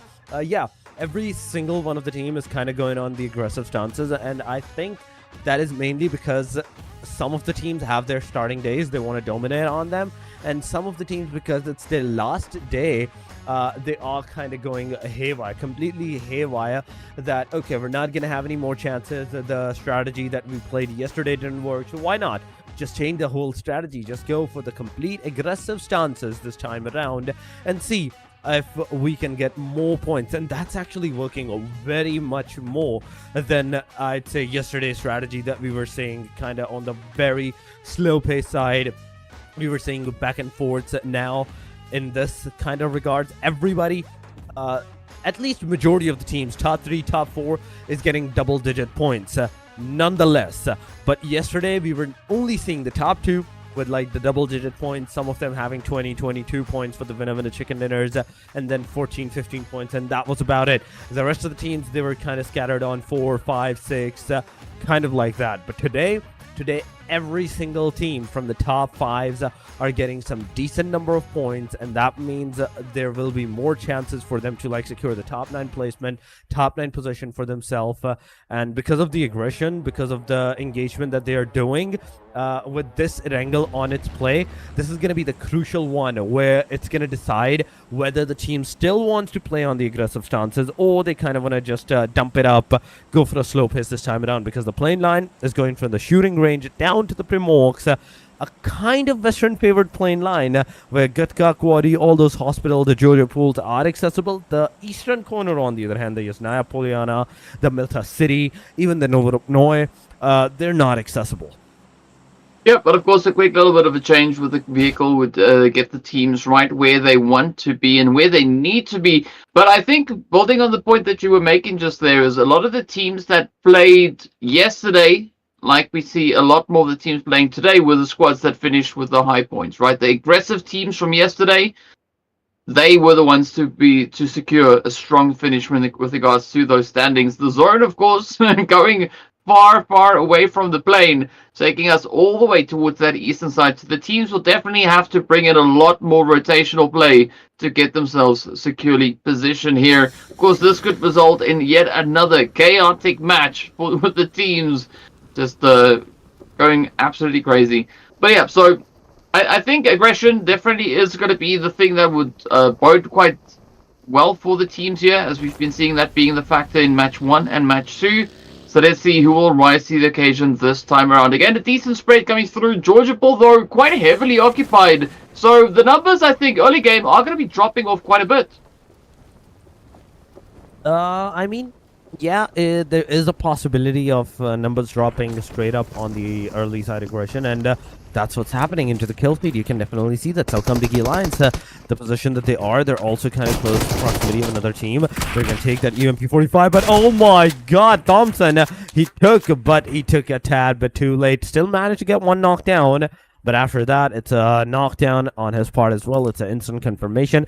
A1 this time has finally joined the ranks. They are in the game, and right off the bat, they've already lost one of their players. One of the players already down, knocked out right there. Namshing's REDFORCE, they're also going to lose one of their players, but in return, they're going to have two eliminations to their name. Or is that guy still alive? I think Namshing's REDFORCE, they're still alive on the 4-man standing. CELCOMDIGI Alliance, on the other hand, is not. Well, I think it is safe to say these teams have zero chill. They are just going at it the moment they land on the weapons. So gotta love these performances that we are looking at just there. REDFORCE now trying to evade as much of this as they can. They want to keep the 4 players strong. So XZ, ooh, trying to get out of harm's way. But it's going to be Dark Sea taking a little bit of damage right there as well. Let's see if they can make it back into safety. Meanwhile, A1 caught out in the open. You were talking about Sinister getting knocked on down. Fortunately, Sinister has not been finished up just yet. So there is still maybe a small slither of hope for A1 to survive and to continue onwards. I don't necessarily see Sinister getting raised up as they are pretty isolated. And now they are the first one back into the lobby. Oh my god. So the early fights that are going on back and forth, they have come to an halt so far. But A1 Esports, with a green screen, is he trying to blend? Is he trying to just disappear around from this area or something? I don't know. But AEROMACY, after getting that first position point onto the overall ranking, now it's their job to like secure and keep this thing and placement going on for themselves. But CELCOMDIGI Alliance versus DXAVIER. It's also happening. It's also finally started. CELCOMDIGI Alliance losing another one of their players, this time by the hand of DX.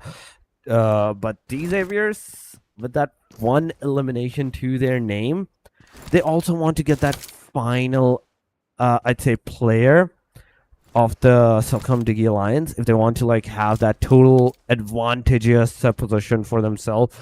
But Namchung's REDFORCE, they also have 2 eliminations. And aside from that, this match, even though we saw a lot of players going super close to each other, to each other's proximity, they're still not taking the fight. They're still not taking that aggressive stance. Maybe they're just building up for a little bit of that suspense. AEROMACY also just keeping a very close eye. They can see the Galacticos off in the distance. But let's see where they're going to take that play towards next. Meanwhile, DRX holding up on the high ground. They got 4 thrives just below them. Not getting a clear line of sight on them just yet. But they have spotted that movement as they now start to descend, start to move on forward as they get ready to push and just secure some potential angle maybe here. But of course now DRX retreating back up onto the hill, trying to get themselves a nice little bit of a position here. Where will these players go though? It's going to be AEROMACY now focusing a little bit further off onto the edges here as they try to pick it up, but instead it's going to be EARENA coming up clutch here. They are coming in with a clutch, getting eliminations for themselves, and AEROMACY. They are the one that's gonna have that one eliminated, like the one of their player being eliminated from this point onward. DXAVIER, 4-man, CELCOMDIGI Alliance, the solo guy, close to the proximity. Pachinki it is, ladies and gentlemen. It is Pachinki on your screens, on our screens. And DXAVIER having the best moment of their life in the Pachinki, just chilling out there, getting their arsenals, and trying to find out the last guy as well. YANGON, on the other hand, versus AEROMACY. VOIN donkeys just jumping out of their own cars, getting knocked down in an instant. A1 getting that confirmation onto the guys, but Machi manages to get one player, almost the second one down as well. Oh, just super close, but still super far from this proximity. Still, the player is gonna go get that elimination at the very least for himself. And now from this point onward, that's the second elimination that A1, in fact, VOIN donkey is gonna have for themselves. But still, A1, the situation is not looking good for you guys. You have to think of something. You have to think of a different strategy from this point onward if you want to like survive, if you want to have like a decent positioning from for yourself from this point onward. Because A1, you just joined the match. You are already severely underleveled, like in regarded to the lobby, because you have lost 2 of your matches. You have lost those 2 potential matches points that you could have for yourself, and you could have like secured some decent number for yourself as well. But 4 thrives in our screen against the VOIN donkeys as well. T4 OT is in the front lines. It's gonna take the fight, but oh my god, Acor manages to get T4 OP out. Falak finally stepping in, getting a knockdown. Naki in the backlines as well. Now Ryzek is throwing a grenade. He's going to make sure that the trajectory comes close to the Falak, but not enough to get even a slight bit of damage on towards the player. So Naki on the different angles. The grenade is from the Falak going on. The spray is connecting as well. And Ryzek, the final guy alive from the VOIN Donkeys, is in the mercy of Falak. And Falak just manages to pull it off of 1v3 against the VOIN Donkeys, getting those eliminations for the team and finally starting anew. This time, 4 Thrives, they didn't get eliminated. Instead, they are the ones coming against and after the teams. Yep, this time around, they are the ones doing the elimination. So a great step up going through here for 4 Thrives. But let's see if they can continue with this momentum already so far. Stage 1 about to come to an end. We've said goodbye to 2 of our squads already. Where will it take us to next? In the first match, around about this point, we had far less teams than this remaining. Boom Esports now holding a nice and steady position. Angled on towards the edge here. They do have quite a few more teams in the vicinity. So will we see them actually look to strike? Or are they going to just keep their distance for the time being? I'm hoping they choose to strike, but maybe they won't. I mean, it's about the fact on how well the team can get themselves into the action. But oh my god, Swaffle Ryu, you beauty. A good grenade, a good trajectory for the players, and Swaffle Ryu just manages to get out, clinker another player right there, and Marnet Boy, the final guy that is alive, he's the one taking the fight against Team RRQ. The entirety of the RRQ, 2 players left on, and the other guy's down, but Nogat comes in, gets that final nail in the coffin, and Yangon Galacticos with just the 1 elimination to their name. They also get eliminated. Team RRQ manages not only to get those eliminations, but also survive with all 4 of their players. HORAA Esports at the Yasna Poliana. Nobody's into the vicinity of the Yasna Poliana so far, and only 1 player is in fact there. The rest of them, look at that, they're close to the mansion area. Vampire Esports versus 4 Thrives, it's happening. It's a back and forth. 4 Thrives losing their players, and just with a solo guy right now alive, 4 Thrives is severely on a disadvantageous position. T4 OP, the one and only hope for the 4 Thrives is playing at this point. ASI8, I haven't seen them got in any kind of fight, any kind of tussle, and I haven't even seen them rotate or something at this point. But Vampire versus A1, it's finally happening. The grenades are going. There's a lot of damage going around, but not enough for those eliminations and those confirmations. Now the players have finally spotted down the players. Lazarus getting Deathstorm out. Lazarus coming in, but in fact it is the Ina Jai that's gonna have that final elimination of 1 versus 2, and all of the players are done and dusted up. A1 Esports. I mean, some pretty efficient gameplay coming in across the board yet again. Now it's going to be Talon looking to have their hand at as they rotate up on towards DXAVIER, but DXAVIER having none of it, already taking down Yor. Now, we see a bit of a response coming through here from Reboy and the rest of the team. The pressure is going to be on.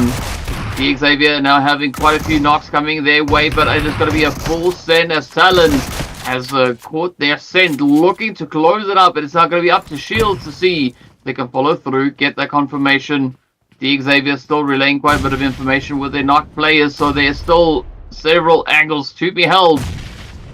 Ooh, but look at those nades. The information is going to be key, as it is going to be Origin just locking on through here. Will they be able to survive?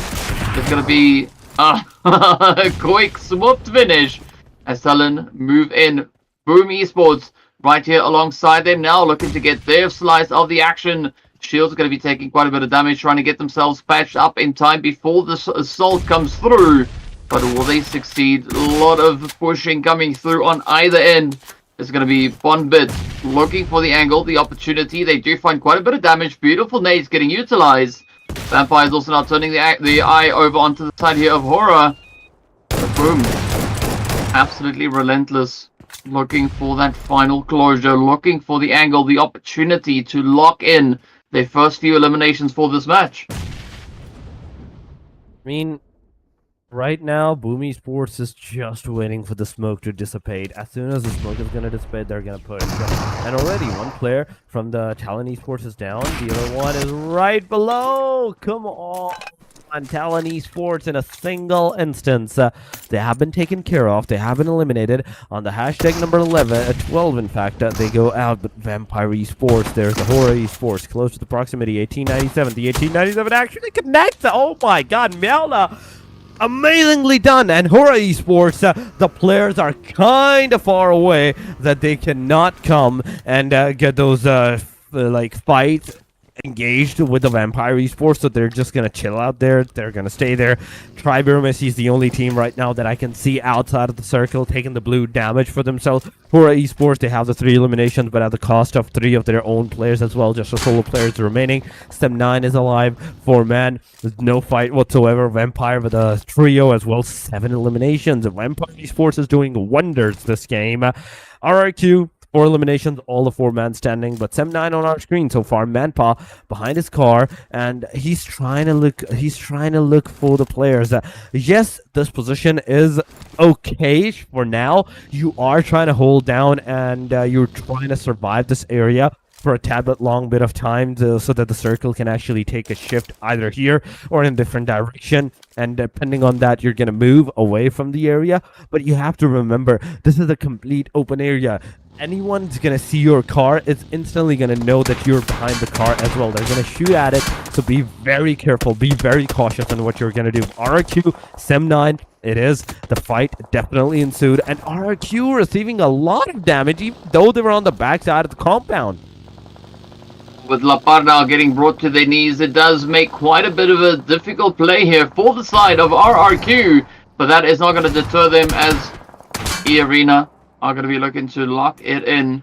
RRQ quickly trying to rotate up, trying to get the jump in on towards them. As you can see, 456 holding nice and steady. NC2 going in for that res, bringing EARENA back into their numbers. So far, it does seem like there's at least a little bit of a disengage. The team's not doing too poorly right now, but they are not out of the woods just yet, right? It is going to be Team AEROMACY also then moving in from that southeastern side, so the pressure could definitely start to mount. So you can see more rotations coming through, heading straight up in the direction here of EARENA. It's going on. It's definitely going on. EARENA kind of in a, I'd say, decent position, but at the same time, they have to be very cautious. Yes, they have the man advantage with 4 thrives against the team ASI8 this time around, ladies and gentlemen. Right in front of each other. They are here. T4, the final hope. The grenade is going to come from Casanova, and it's over. 4 thrives out of the match in an instant. 3 eliminations to their name, and on the hashtag number 10, they get eliminated. So, whatsoever, there is no not getting a single position point for yourself. But ASI8 now, from this point onward, after you have revealed your location to the rest of the team close to the proximity, you have to be careful of your surroundings as well, and that's exactly what Who is doing right now. With 31 players remaining into the match, I think this match is kind of going on a really slow pace. This match, even though the rest of the matches were kind of like fast, this one, on the particular side, I'm feeling it's gonna go towards the 30 minutes, maybe the stage number 8, till that. But AST, ASI8, and teams are back to their original mentality and the strategy that they've used, that they actually utilize on the day number 1. Beautiful spray here by Woo! As you can see, Delta now getting picked up as they're trying to get in and out of that vehicle. The pressure still riding pretty high as ASI8 now finds the nades, and with that it is going to be AEROMACY getting absolutely decimated. Beautiful performances coming in yet again, but it was about time that we see the players here from ASI8 stepping up, securing themselves a few more additional points, coming into this match with 7 points to their name. Now turning their attention over to the side of Vampires, finding that confirmation. 1 player down, 3 more to go. Oh, those tabs from Casanova. It did connect on the heads. It did a lot of damage, but not enough to get the player down, but now the circle's closing on. I kind of want to see the circle. I kind of want to see the plane, the circle, in fact, the shift on where it's going to go, where it has gone this time around, because it's kind of going to the eastern side. I do believe so. Northeastern side it is. It's straight up eastern side. And oh my god, another hard shift to the eastern region. Stage number 4 is insane. ASI-8 now no longer in the circle. Namching's REDFORCE kind of close to the proximity. There's also the rest of the teams as well. But so far, it is the top 9. HORAA is alive with a solo. There's Vampire with a trio. RRQ with a duo. Them9 with a full squad, and they haven't gotten any kind of fights. But RRQ, let's go. They're not just in the circle, they're also going close to the proximity of the Sem9, the team, the players that had the circle for the longest of time. Now they are close. RRQ, they are close to the proximity of this particular team. They will know this area like the back of their hand. They have played this area up for like the past 3 stages.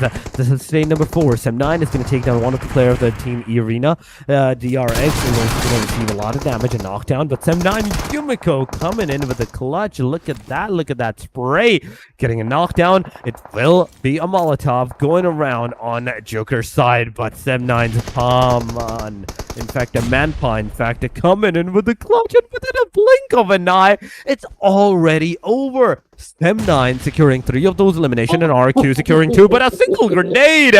That's a beauty right there in an instant.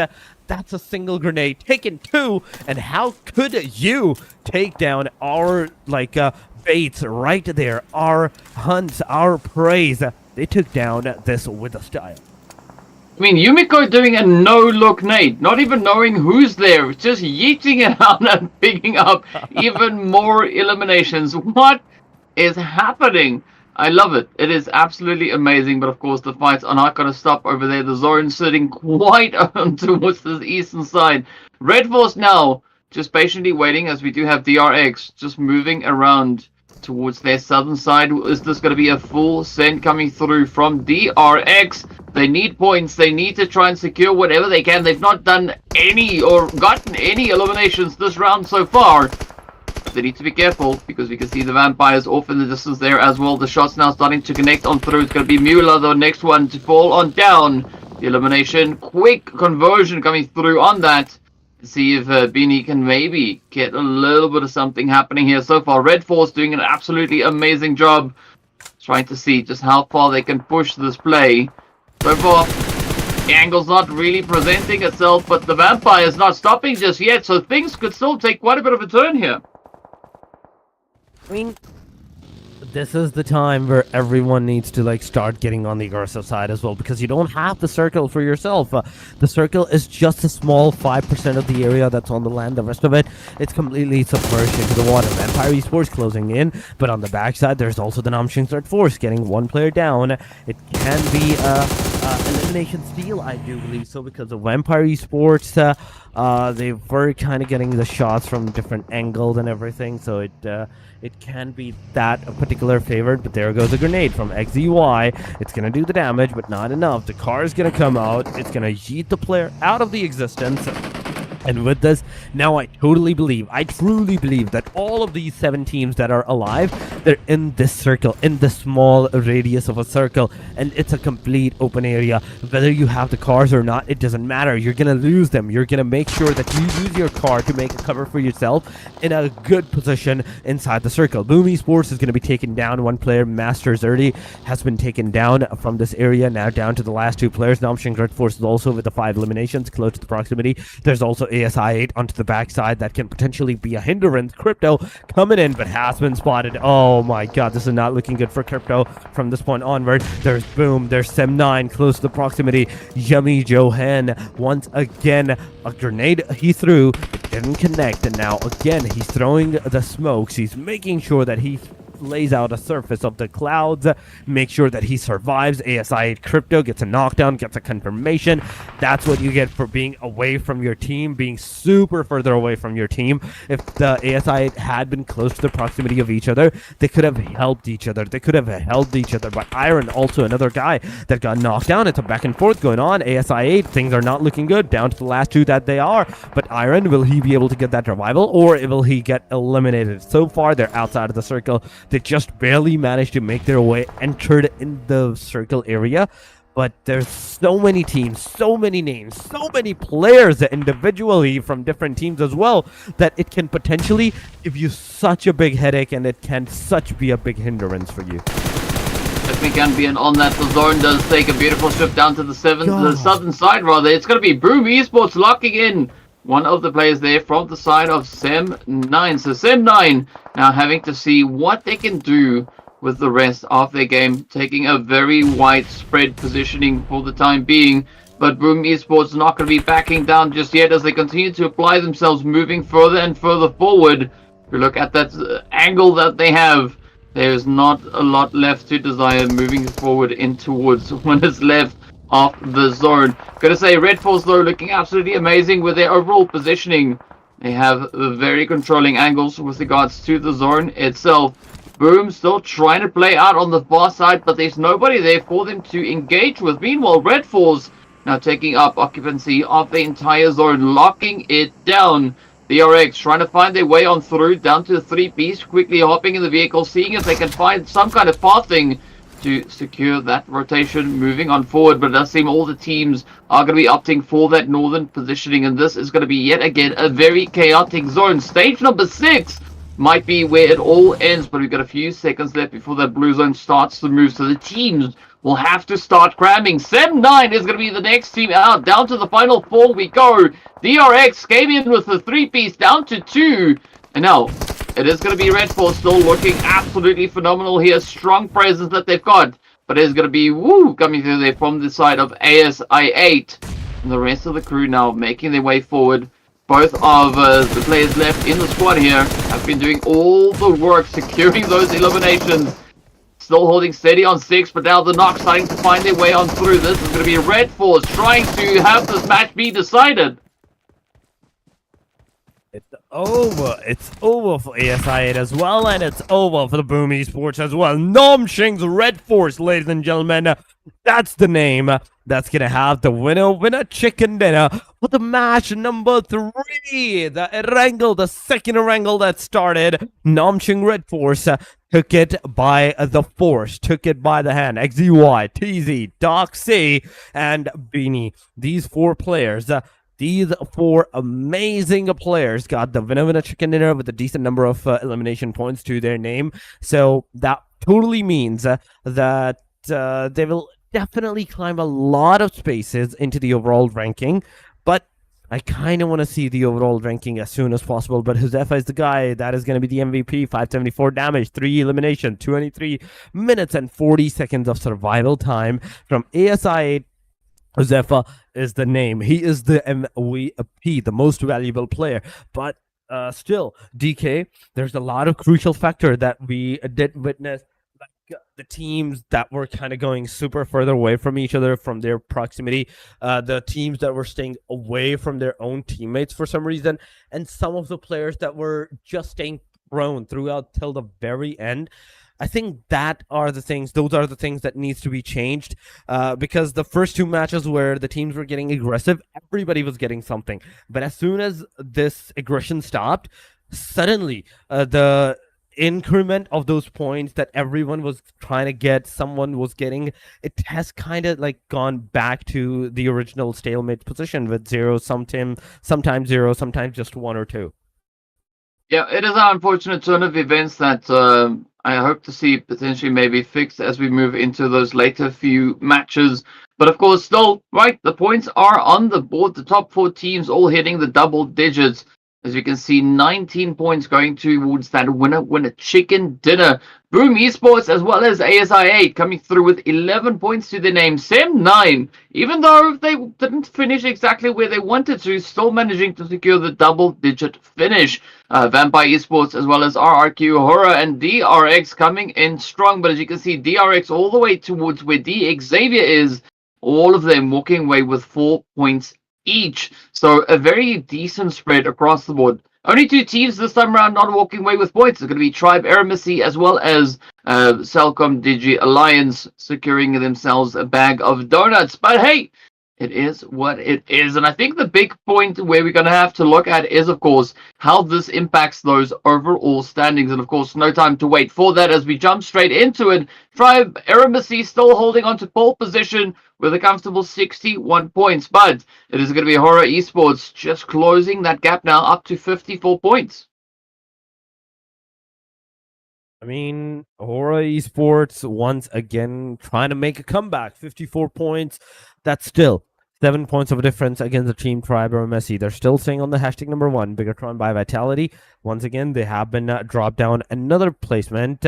Vampire Esports, on the other hand, they got some decent number of points, 48, and they got the number 4 position for themselves. RRQ Ryu with 48 as well, Sem9 with 44.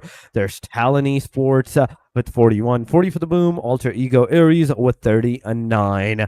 Not a lot of placements to be crossed over by the teams, but going on to the DRS, 38, 33 for the YANGON, KINOTROPE, 30, Alpha 727, DRX 26, and Nomshing's REDFORCE. Now, this team that got the winner chicken dinner, after that, they got 25 total points, and now they have climbed 6 more placements into the hashtag number 5 territory. NEXORY with number 16th position, 24 total points. Team Secret with 21, and DXAVIER with 20 on the hashtag number 18.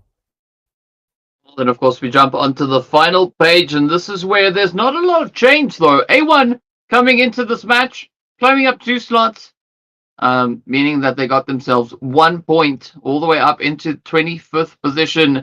ASI8 still holding up on towards that 19th position as they've climbed up 1, just trading places with Alliance as well. So there's still going to be a lot of pressure on the teams moving into these last 2 matches of the day. Will we see A1 Esports being able to secure themselves more than a single point? Hopefully that would be the case, but it's all going to come down to how they approach this lobby. And I think they found out the moment they stepped into this match that the teams here mean business. They are not going to sit around and wait for something to happen. They step out and they make it happen. So A1 Esports, if they want to play, they're going to have to really ramp up the overall performance here. I mean, that's the thing. You have to, there's no room for the mistakes from this point onward. But 3 matches have been done and dusted.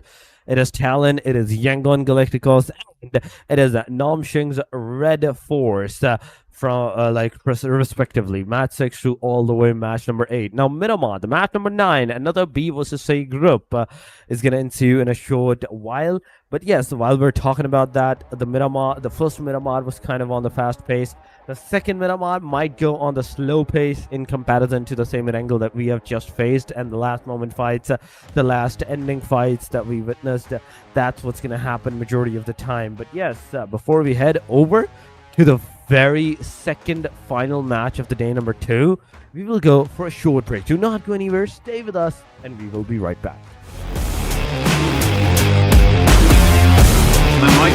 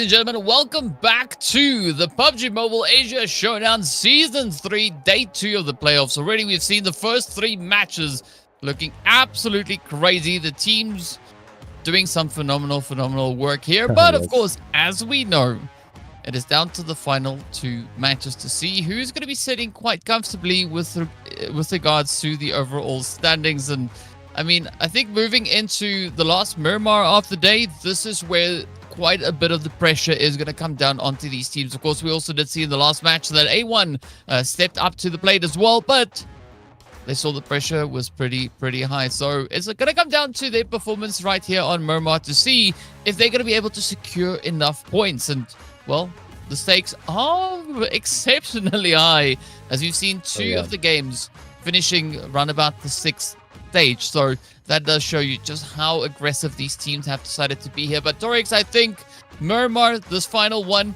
are you expecting any potential hot drops maybe to find its way on through? Please. I'm hoping. I'm actually hoping to get those potential hot drops to like occur. I kind of want to see them. I kind of want to make sure that I see all of those Miramar's aggression that we saw into the first Miramar happen again, but this time more than twofold extra. I want every single team to take a hot drop somewhere into the area, but that can only occur if the plane line allows it, if the plane line makes them drop into a certain position, a certain locations, or one corner of the map. But yes, we will know what the plane line is, what the circle is going to be, and how the teams are going to actually play, and how many of them in this match in particular is going to go for that aggressive stances. Because right now, what we are seeing, we just witnessed the last match, and that was kind of not on the aggressive side, where we saw the first 2 matches super on the aggressive. So what my thinking is, what I can totally believe on this, is the fact that this match, the teams might not get into the fight. The teams might not engage. They might go for a slow pace on just to see how the Miramar with a slow pace with Group C and Group B in fact works. Then after that, they're going to decide whether they want to play the final match on the aggressive side once again, or they just want to like ram it up back to the like slow pace start and those slow momentums, slow games till the very end, where there's 12 teams, 14 teams are alive, and suddenly from the 5th stage onward, that's where the chaos starts to begin. I'm hoping kind of that's not what we get, right? I'm hoping to see the teams just start deleting each other as quickly as they possibly can, right? I mean, 1, it makes for exceptionally exciting gameplay. 2, the teams that need the points, this is the opportunity to do exactly that, right? So we've seen now, if the teams choose violence, right? If they go out and they get super aggressive, they get rewarded with a lot of points, right? We all know that these teams possess the capability and the skill to secure those points.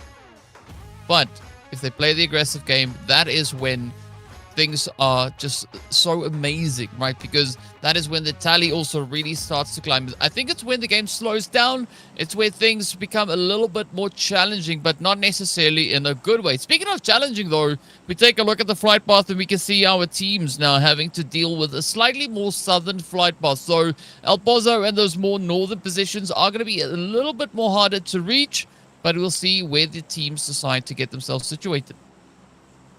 We do have to see that, because already YANGON GALACTICOS has decided to go to the Val del Mar, and I also see 4th arrives into the vicinity as well. There's TALON ESPORTS. The plane is going kind of faster, I'd say, than the actual plane.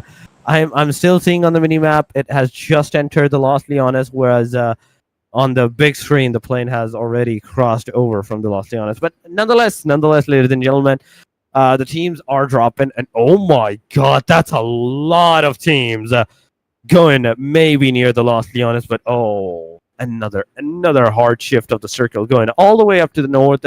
Northern side, the Graveyard, the San Martin, the Hacienda del Patron, the Water Treatment, Cruz del Valle, the Torre Ahumada, all these places are in the circle from this point onward. Yes, Los Leones also has that 2 or 3 different teams into the proximity, but the fights, that's what's going to make the difference, whether the fights is going to happen, whether they're not going to occur. And you can already see into the kill feed on the mini screen, the kill feed is actually lighting up. Some teams, some players, some places are taking those fights, aggressive stances. DXAVIER is one of the name. Parajin, he has the grenade in hand, but as a... Is he a Yeti or that's a Donkey Kong costume?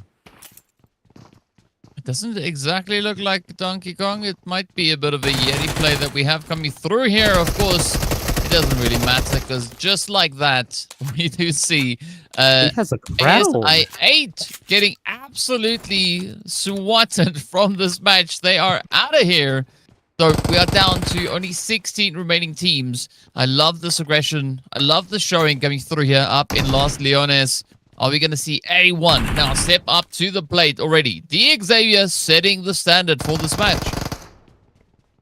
They definitely did set up the standard for the match. In an instant, before even dropping, they had their hands on the guns. They got like the 1-1 each on the player of the ASI8. Now, another team in the Los Leones vicinity, A1 Esports. A1, whereas they have finally managed to secure 1 elimination, and that's actually on the CELCOMDIGI Alliance. CELCOMDIGI Alliance, on the other hand, they're kind of further away, very further away from the Los Leones, at the very corner, at the very start of the Los Leones. So the fight that can actually occur and ensue right here alongside of the team A1 Esports, I'd say, is the DXAVIERs. That's what the fight is going to occur. That's what the teams are going to go against each other. But Sinister, he's going to get out of the compound. He's just going to get more arsenal, maybe more loot, because potentially they might not know yet that, okay, they're this close to us. So it's definitely going to be a surprise for both of the parties, whether who's going to move forward to which side. But on the other side, we can see the VOIN Donkeys also getting some eliminations to their name. That's a 6th one that they're going to have. But it's just that first decimation of the team. And after that, it's kind of like a slow-paced start at a very major hot-dropped city. This is not looking good. And that means this is just the calm before the storm.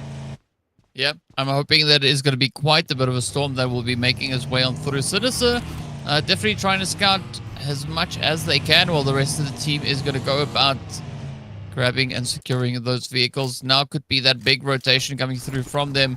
Meanwhile, it's going to be CELCOMDIGI Alliance also opting for a quick disengage here as they start to disembark, break off, and head further up in towards the zone. Of course, we know the teams have to make quite a bit of rotation all the way up on towards that far northern side. So the sooner they get there, the better position they'll have.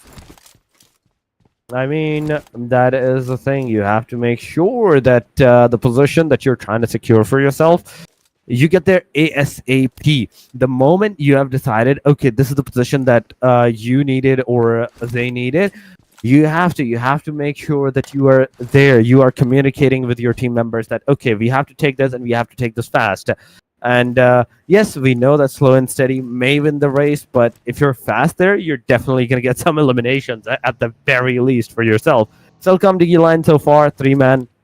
And at the corner of the Los Leones, DXAVIERs is that team that is still in the Los Leones because they should be. They just took down ASI8, and in an instant, within the 1 or 2 minutes marker of the game, they just took down that team. Aside from that, AEROMACY, HORAA, Vampire, RRQ, none of them are even remotely close to getting engaged into any kind of fight.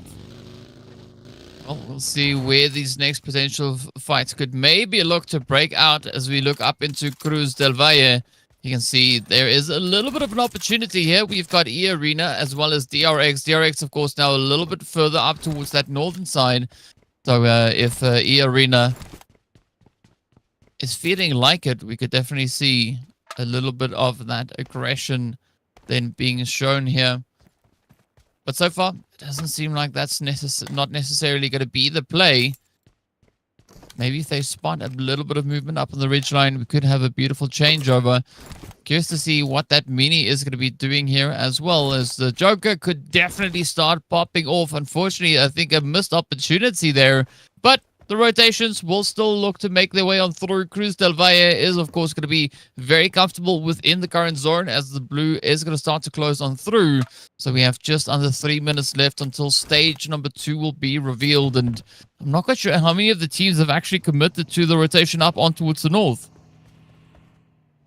I mean, at this point, we're just waiting for the teams to get together with each other, get close to each other, then take the fight. So we're just waiting for that to happen because this is still the stage number 1, and this is the Miramar at its very peak.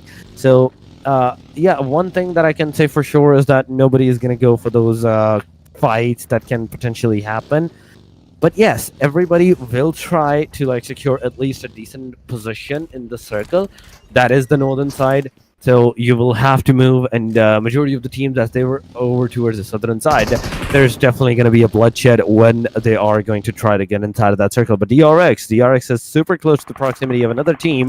The fight could have started, and that's exactly what's going to happen. VOIN Donkey is going to take down one player of the DRX. Big Mama is down. QXZZZ, he is in the front lines as well near the VOIN Donkeys. He can see them, but he cannot shoot at them because the moment he's going to give out his location, everybody is going to take a look at him. AEROMACY also looking at the Sem9's player, getting a knockdown on towards their side.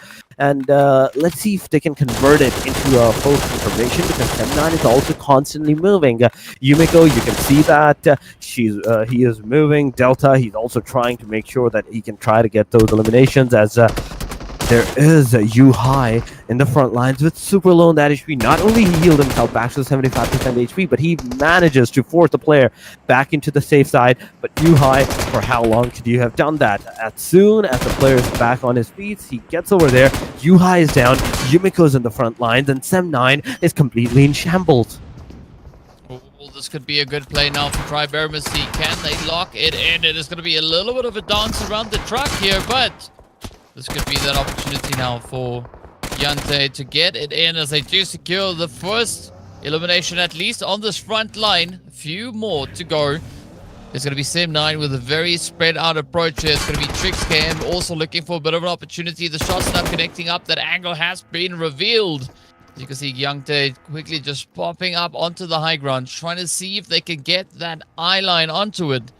But does seem like Sem9 are going to look to instead disengage, rotate away. Meanwhile, it's going to be Vampires finding themselves in a bit of an engagement here as they go toe-to-toe with the chaos. It is going to be REDFORCE now feeling the heat, feeling the pressure as Lazarus and the rest of Vampire Esports descends down upon them, and off they go. REDFORCE right out of here. Another team right out of there. Namshing's REDFORCE. Oh my god, on the hashtag number 15, just this match before they got the Vinamina chicken dinner, and as soon as they're gonna have this, in an instant, they have been eliminated early on. This is bad. This is bad for them on top of that, but here we go. Oh my god, he's trying with the bolt action to get those shots connected, but no, he's missing every single one of them. Now he's gonna project the shots to the car, get the car burst down, another shot, missing again. HORAA Esports, Sleepy, my man, be very careful on what you're doing because the rest of the YANGON Galacticos, as you are so focused and so committed on the single guy, the rest of the team can actually come from the backside. He's once again trying with his sniper rifle to get the shot connected, and that's what he does, sir. That's what he does. He gets the knockdown. He gets another one right on the headshot. Oh my god, this guy. He was not getting those shots connected, but when he does it 2 in a row. Absolutely amazing, showing another few opportunities coming on through, but Sleepy looking for a quick little bit of a repositioning as they do start to move off to the opposite side, going for that finish. This could also give them a beautiful setup, beautiful lineup to get the shots over on towards the rest of that squad. Now, you can see Zaycloud just trying to come in for that rest. The rest of HORAA now jumping at the opportunity as Jiggle comes disgracing the hill, looking for the angle, gets the knock. The follow through is there. Sleepy getting traded on down. Let's see whether or not this is going to be that finishing blow, though. is going to be HORAA down to a 2-piece, but a very spread out approach here. Not exactly the kind of approach you want to see. Could they maybe still clutch it out? The opportunity is there. It's going to be a very, very risky play indeed.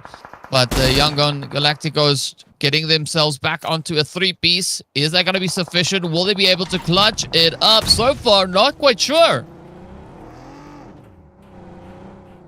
My God, not only YANGON Galacticos just took down HORAA Esports' player, but oh my God, do I see a pan on the face of, in fact, the sleepy HORAA at one time. Jiggle HORAA, now he's also down. No fear is the final guy. Mini 14, the taps, it did manage to get Romeo Boy down, but there is already the team member. The bottom lines from the cars, the foots that you can see, you're getting those shots connected. Another car might be facing the Doom, might be facing Doom again, but the player is going to get out into the open. No fear, HORAA is going to go open, spray upon on the players, get another knockdown, and right with this, he's constantly getting YANGON's players knocked out, and oh my God, some decent number of headshots, some decent connectivity right there. YANGON Galacticos is kind of struggling, not that much. They're kind of struggling as they can't just push on the single guy for some reason. They're trying to take the fight from a long distance area. No fear, HORAA, he's just chilling there once again, and he's going to squat down the players. He's going to spray again. The shots are going to connect. The damage is going to be dealt, but not enough for the player to get knocked down. The player went to the prone side, try and get the No Fear HORAA down, but there we go. Say Cloud, grenade right there on the face, and HORAA Esports out of the match. HORAA Esports, the number 2 team, out early on, meaning AEROMACY from this point onward will secure some decent number of points, and they will just increase the margin even further.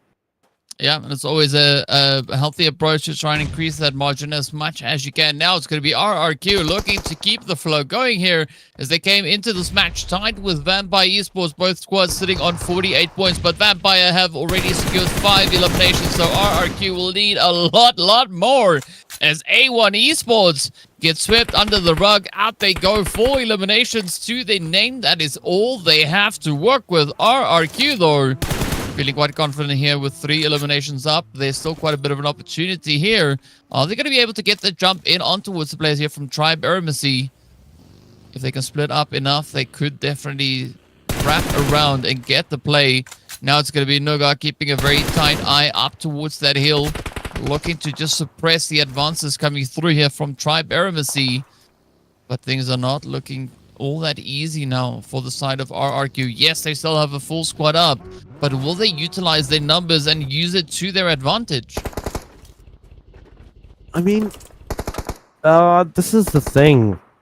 Even though this has been kind of a fast-paced map, it has not been that kind of fast that we would say, okay, the lobby is absolutely getting decimated. Yes, there is some of the fights, some of the engagements that were worth like that, okay, it is a decimation, but still, it's not. Right now, the circle is going to take another shift to the water treatment and the outskirts of the Cruz-del Valley. So, AEROMACY, Team RRQ, and you can see Sem9 close to the proximity of the Vampire Esports on the northern side, as VOIN Donkey is also closing in to the Boom Esports side. YANGON Galacticos can come from the western area and take down Boom maybe with them. Fourth Rise, I kind of want to see them how they're gonna handle themselves in at least this match, because for the past 3 matches they have not been playing good. They have not been performing good whatsoever. ASI8, yes, they already have been eliminated, so there's nothing to talk about them, aside from the fact that, okay, yeah, last match they did good, this match they got early eliminated. Sem9 close to the proximity against a Boom, against 4 Thrives, and this is a 3-way fight that is definitely going to ensue. But Vampire Esports first, alongside of TALON Esports, going head-to-head with each other.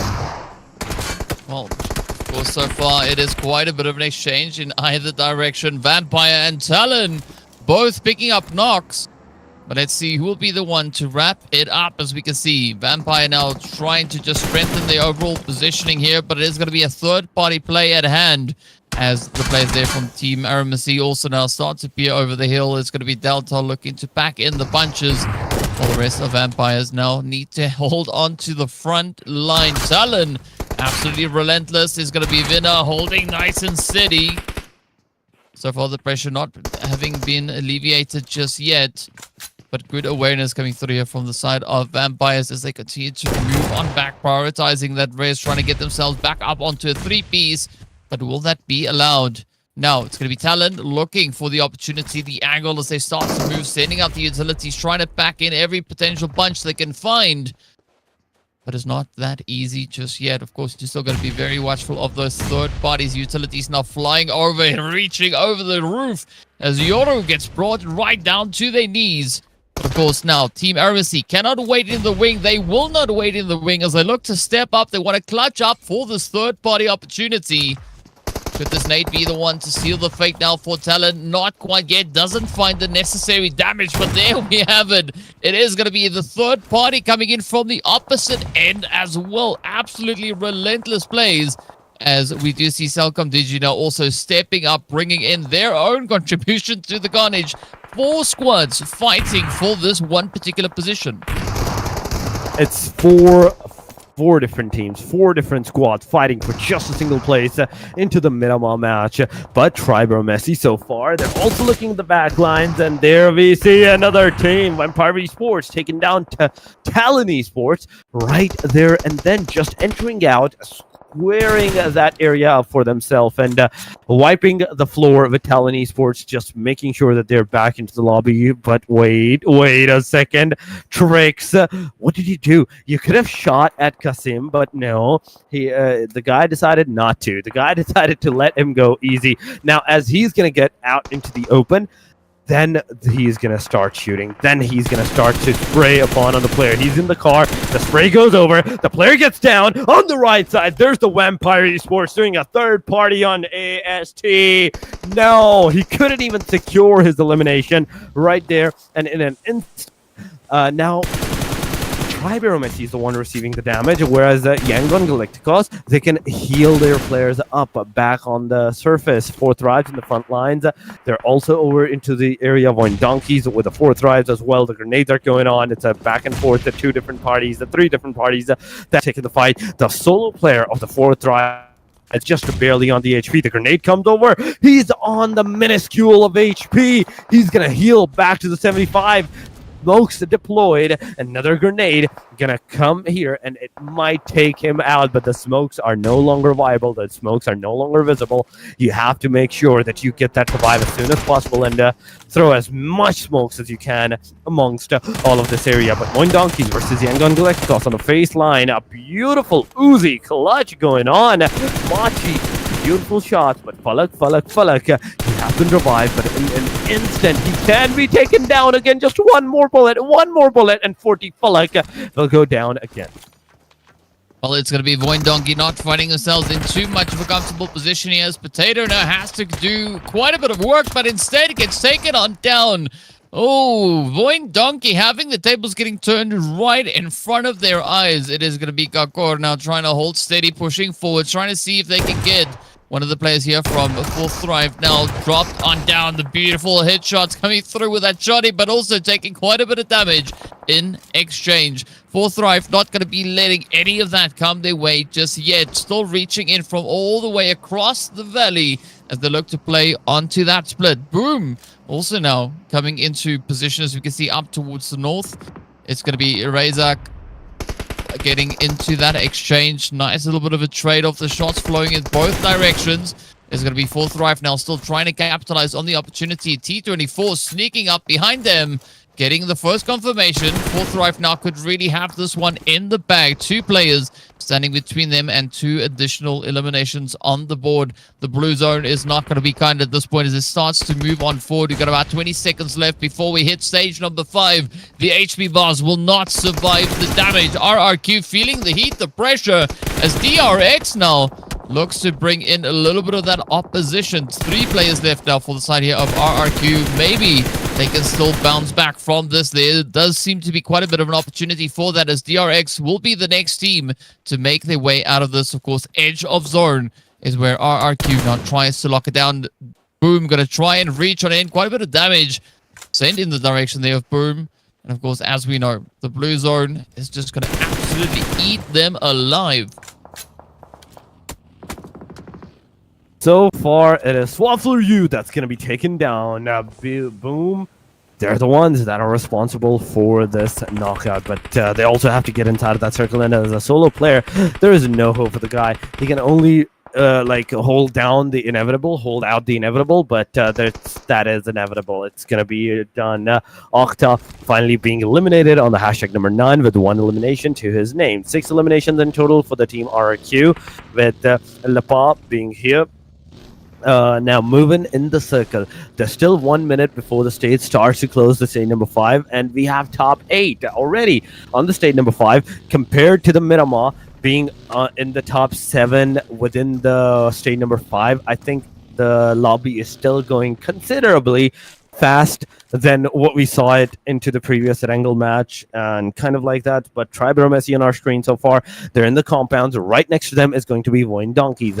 Vampire Esports is also into the close proximity. A single wrong move to try to even get outside, and they will be instantly decimated from that point onward. So they have to be very careful on how they're going to approach the situation. But 4 Thrives coming in against the team VOIN Donkeys, getting those shots connected upon on the players, and that's an elimination, I think, that he just did.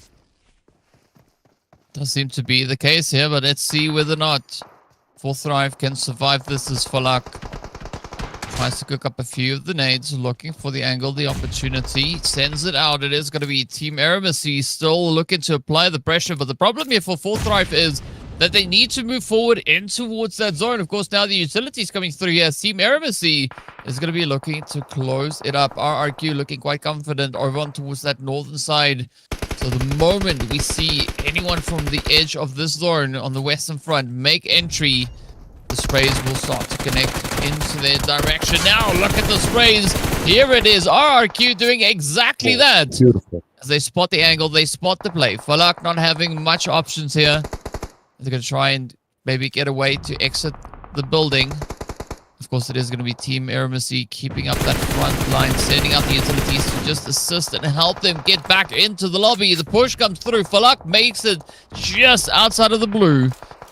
And RQ not being in a good position to get a secure line of sight, but it doesn't matter as Trix wraps it up. That is going to be 4 Thrive done and dusted. EARENA also going to be holding down towards that far southern side, looking for their angle, their position in towards the zone. But RRQ, they've got such a strong angle here. They can definitely be an absolute menace with regards to the overall zonal positioning here. I mean, we're in the top 5, ladies and gentlemen. EARENA, solo, duo, nobody. CELCOMDIGI Alliance, try AEROMACY, Vampire Esports, a trio, and RRQ, the only team amongst all of these players with a full squad still intact.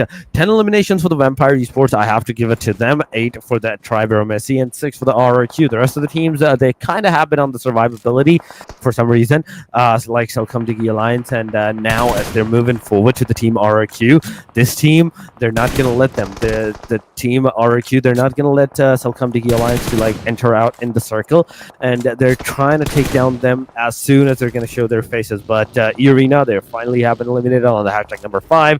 We're down to the top 4, ladies and gentlemen.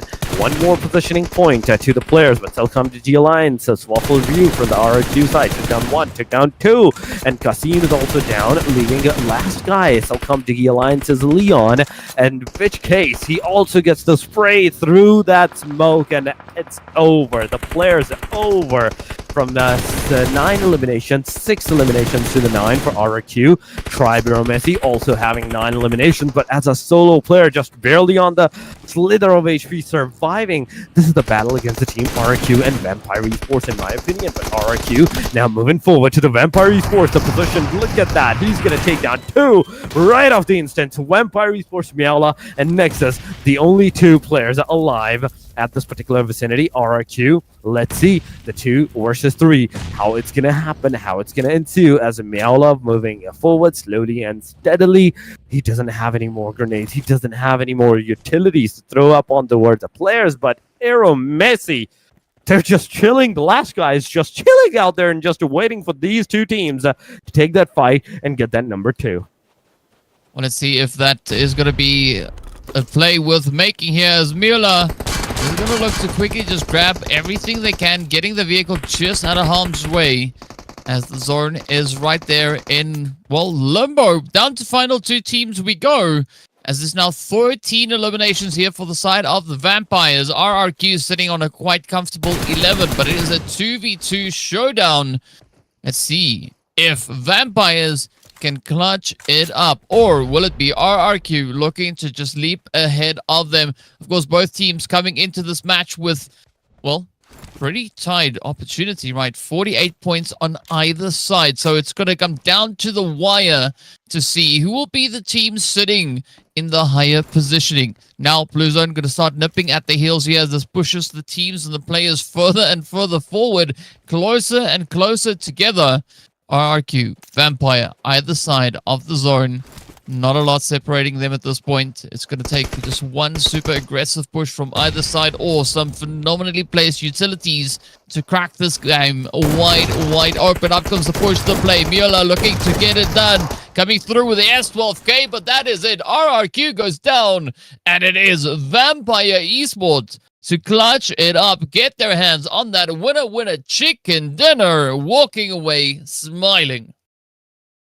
Beautifully done. Now, Vampire Esports, ladies and gentlemen, they are the one getting this winner chicken dinner for themselves. And I think this is a total of second winner chicken dinner, because I think they even got a winner chicken dinner yesterday's matches, and today this is their first chicken dinner for the day as well. But talking about all of this, facts and figurines, Vampire Esports, they have done this job tremendously, amazingly. And on top of that, the 12 eliminations that they're going to have, it's definitely going to work it out. 5 eliminations, 1,049 damage, 4 on Zen XS, and 25 minutes of survival time. This guy is the MVP of the second last match of the day, number 2. Moving on, I think the team ranking the chart where we're going to see it's 15 total elimination, not 12, not 13. It's 15 total elimination, 25 total points. RRQ has 17 total points. They're not backing off as well. 17 total points is a big number. AEROMACY 14. One Donkey 7 alongside of YANGON Galacticos as well. CELCOMDIGI Alliance 5. 4 Thrives 5. DXAVIER with a 5 as well. But on the second chart, EARENA 4 alongside of A1. Sem9 has 1 alongside of Boom, TALON, but DRX, HORAA, Nomshings, and ASI8. Every single one of them has 0. It's an unfortunate play, but that is just the way the cookie crumbles, right? You can't have it all. But what a performance that was coming through from the side of Vampire Esports. 25 points. One of the fattest chickens that we've seen so far in the playoffs. But of course, taking a look at the overall rankings, that has catapulted Vampires up by 2 slots, securing themselves now all the way in second place, 2 points behind AEROMACY. AEROMACY, oh my god, this final match is going to be crucial. Who's going to take the throne for the rest of the day? Is it going to be Tribe? Is it going to be Vampire? Okay, this is the first winner with a chicken dinner of the team Vampire Esports as well. My bad on that. I thought they had a winner with a chicken dinner yesterday, but I'm wrong. That was BIGETRON. My bad. That was BIGETRON Vitality. So yeah, 75, 73, 65 the RRQ. 54 for the HORAA. BIGETRON has 52, 45 for Sem9, and from 6 all the way up to 8, Sem9, TALON, Boom Esports, they have not lost, yet either gained any of their positions into the overall ranking. 45, 42, 41. Then YANGON Galacticos with 40 points as well, securing themselves into the first chart finally. Alter Ego, 39, 38 for the DRS, KINOTROPE, 30, 27 for Alpha 7, and DRX with 26 alongside of Nomshing's REDFORCE with 25.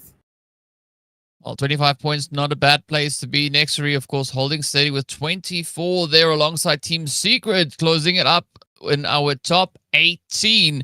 Of course, this is kind of the page that you want to be on, at the very least.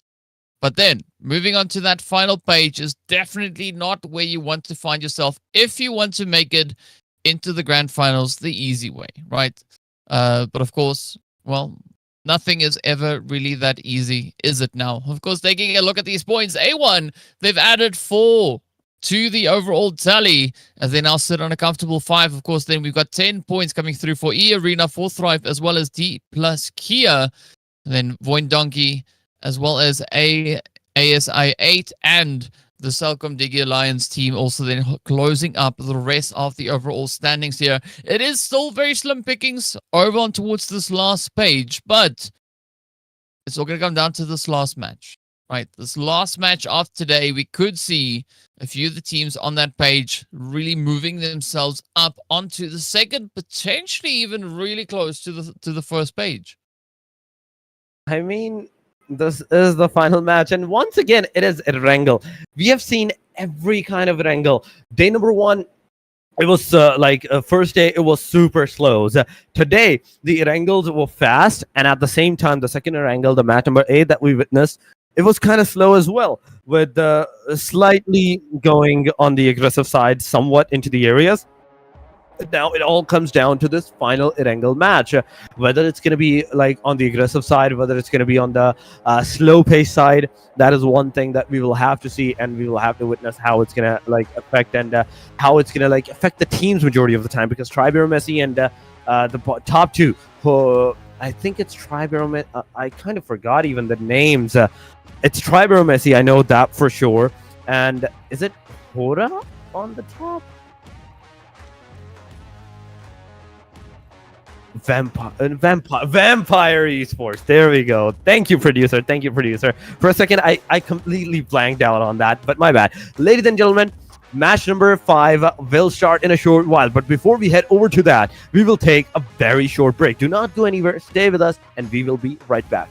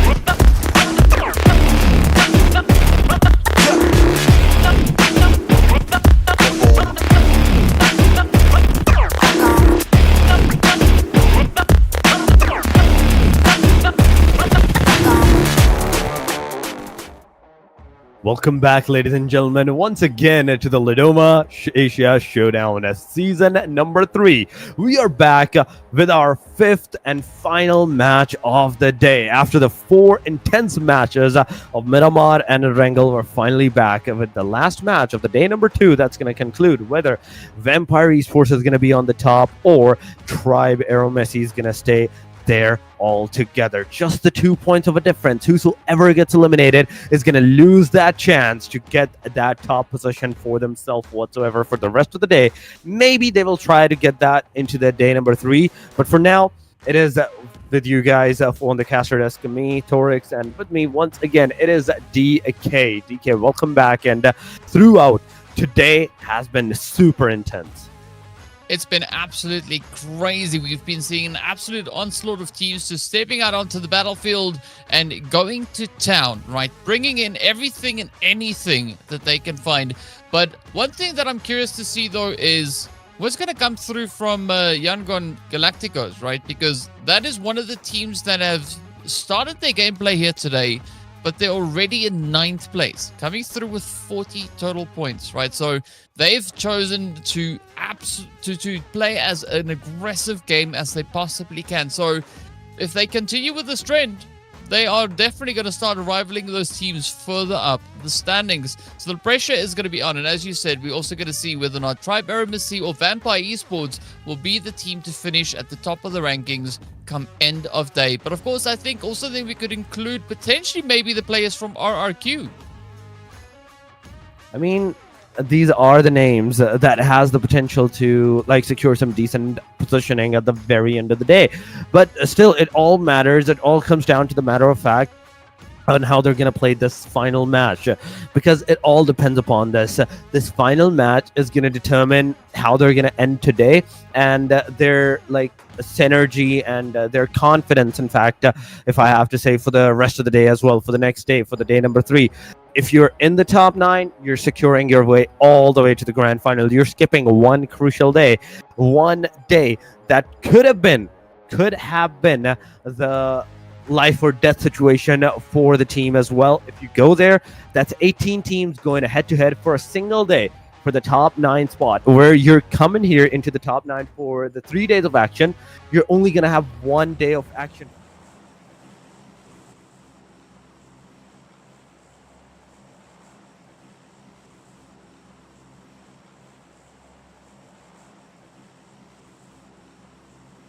The Miltap power plant.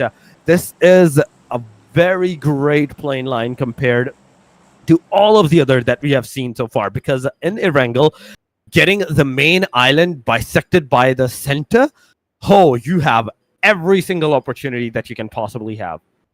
Yeah, I mean, you'll be able to reach quite a few of those key positions, especially with regards to where this zone could maybe look to go. But I think the big question is the zone going to play long, or is it going to look to make it difficult for our squads right here? It could shift north, it could shift south. No, it plays along. It goes smack dab central on that flight path. So if you ever wanted to see chaos, mayhem, and some pretty intense gameplay, this is going to be that game. Looking at where these teams find themselves, they have nowhere to rotate, right? They are essentially in that zone. And this now allows them the opportunity to get as aggressive as they want to.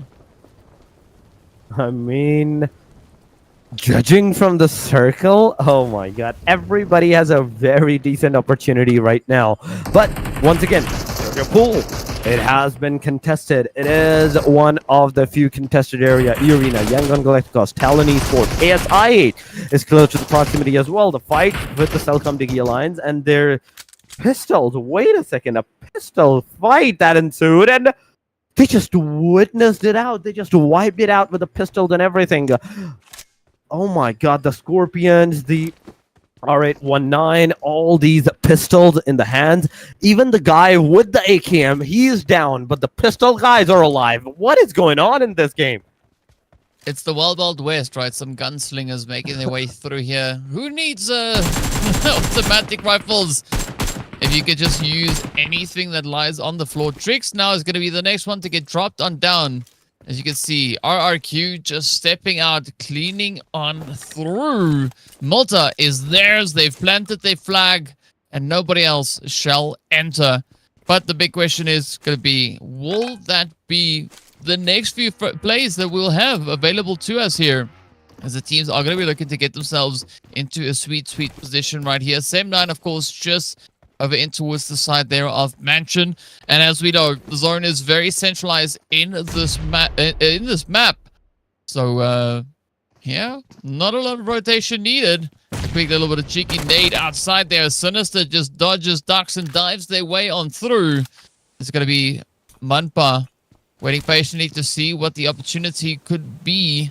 It's a quick reposition. Ooh, up comes the Porsche. The play is there, but it is not going to be enough. As the shotguns, the S12K just does exactly what it needs to. We did see one of the other players there, I believe, coming through from the side of Alliance, actually knocking themselves out with their own vehicle as well. And that's the thing. That's the thing going on with this wrangle. It's going in any direction that it can possibly can. But A1 Esports so far without a car. Wait a second. All of the entirety of the A1 is without a car. YANGON Galacticos, yes, they're at the container so far. Mernet Boy alongside of Say Cloud with Master Smile and Romeo Boy. All four of them looting the containers, and judging from the loot, I think they found the jackpot in this match at the very least. Amazing guns, amazing arsenals, and a decent amount of even the bullets, the loadouts as well. But we do have to see how they're going to take those fights. Still, it all comes down to the fact that your survival and your fighting instincts are what's going to save you. Even if you have all the loot, all the best loot out there, if you can't take the fight, the 1v1 against a different player, it's of no use at that point. Boom Esports on the Rozok so far, getting their loot. After that, Mastery, he is in his car, and I think he's trying to find more cars, because Boom Esports, I'm still seeing some of the players with the bikes, and for some reason, I'm looking at this DK. For some reason, players have switched even from buggy to that double-seater bikes and the horses.